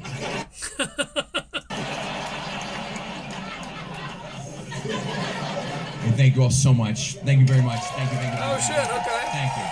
Appreciate you. Woo, that was his closer. All right. My. Much more enjoyable special than I would have thought. I don't know why he called it Hyperbolic, but let's hear the rest of the clap outs. Maybe there's an outro. There's about 1 minute left in the video, so as long as there's not credit music, we should be all right.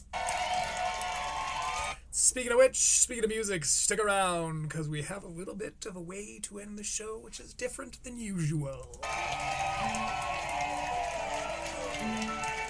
Okay, they're playing music, so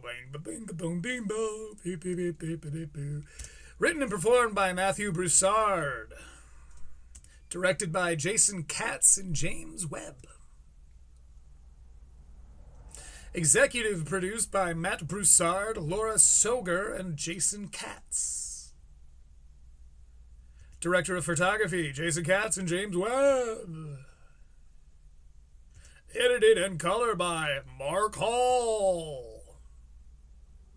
Sound recorded by Tarcisio Longobardi.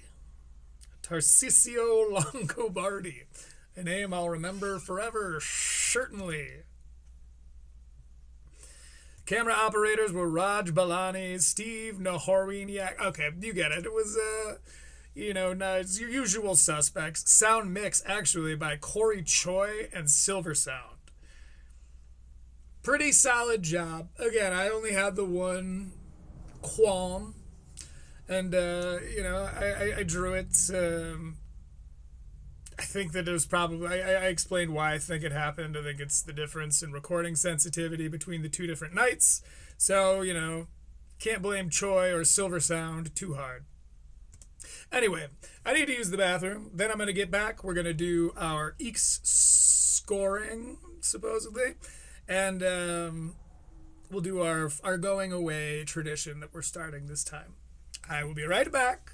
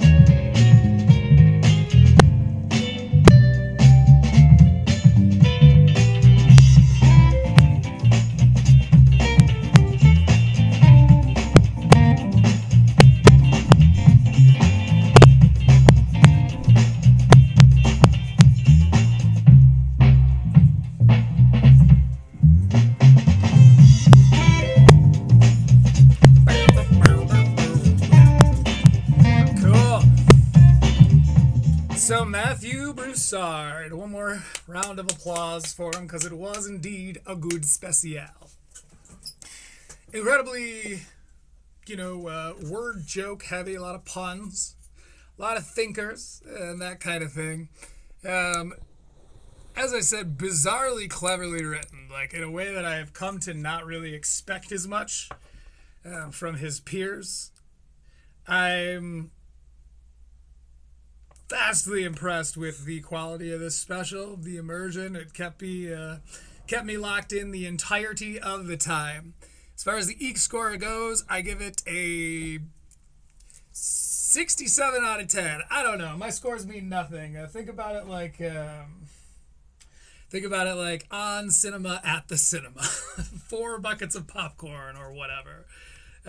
Because, I don't know, rating these things kind of flies in the face of the mission statement itself. And it's not really my place to say. Again, it's risking giving it a numerical rating means that in some world I'm considering something funny or unfunny.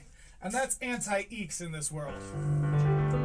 So, as a little treat for you all for sticking around to the end of the show, I'm going to play a little song for you. Let me know if you recognize it down in the comments.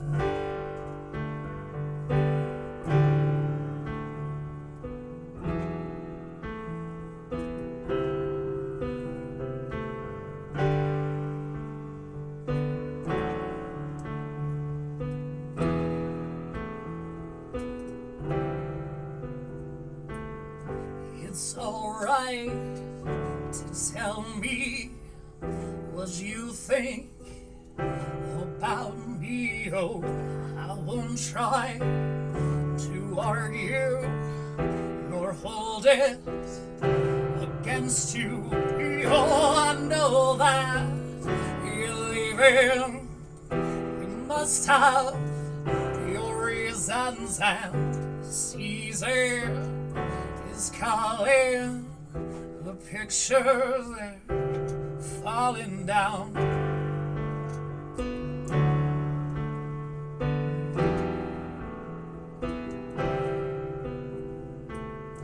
The steps that I retrace, the sad look on your face, the timing and the structure. Did you hear? He fucked her, you're daily a buck short. I am writing that report. I am losing and failing when I move. Oh, you know that I'm flailing down, and it'll happen once again. I'll turn to a friend someone that understands and sees through a master plan here. 'Cause everybody's gone. I have been here far too long. I gotta face this on my own. Well, I guess this is growing up.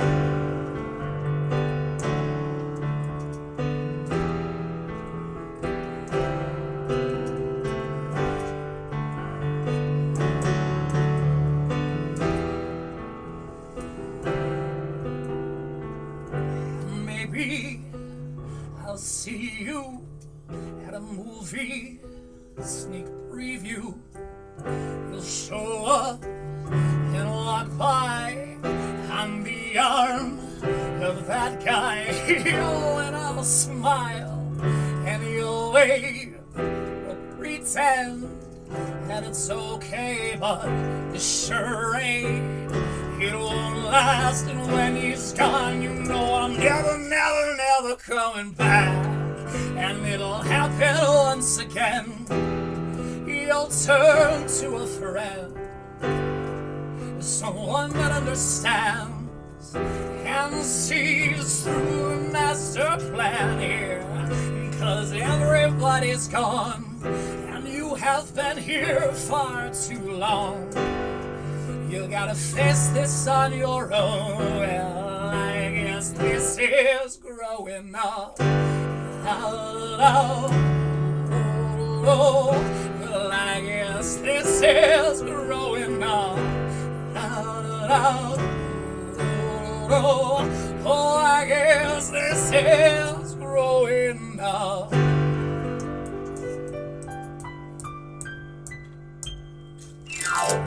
Thank you very much for tuning into Critical Leaks. I had a fantastic time per usual.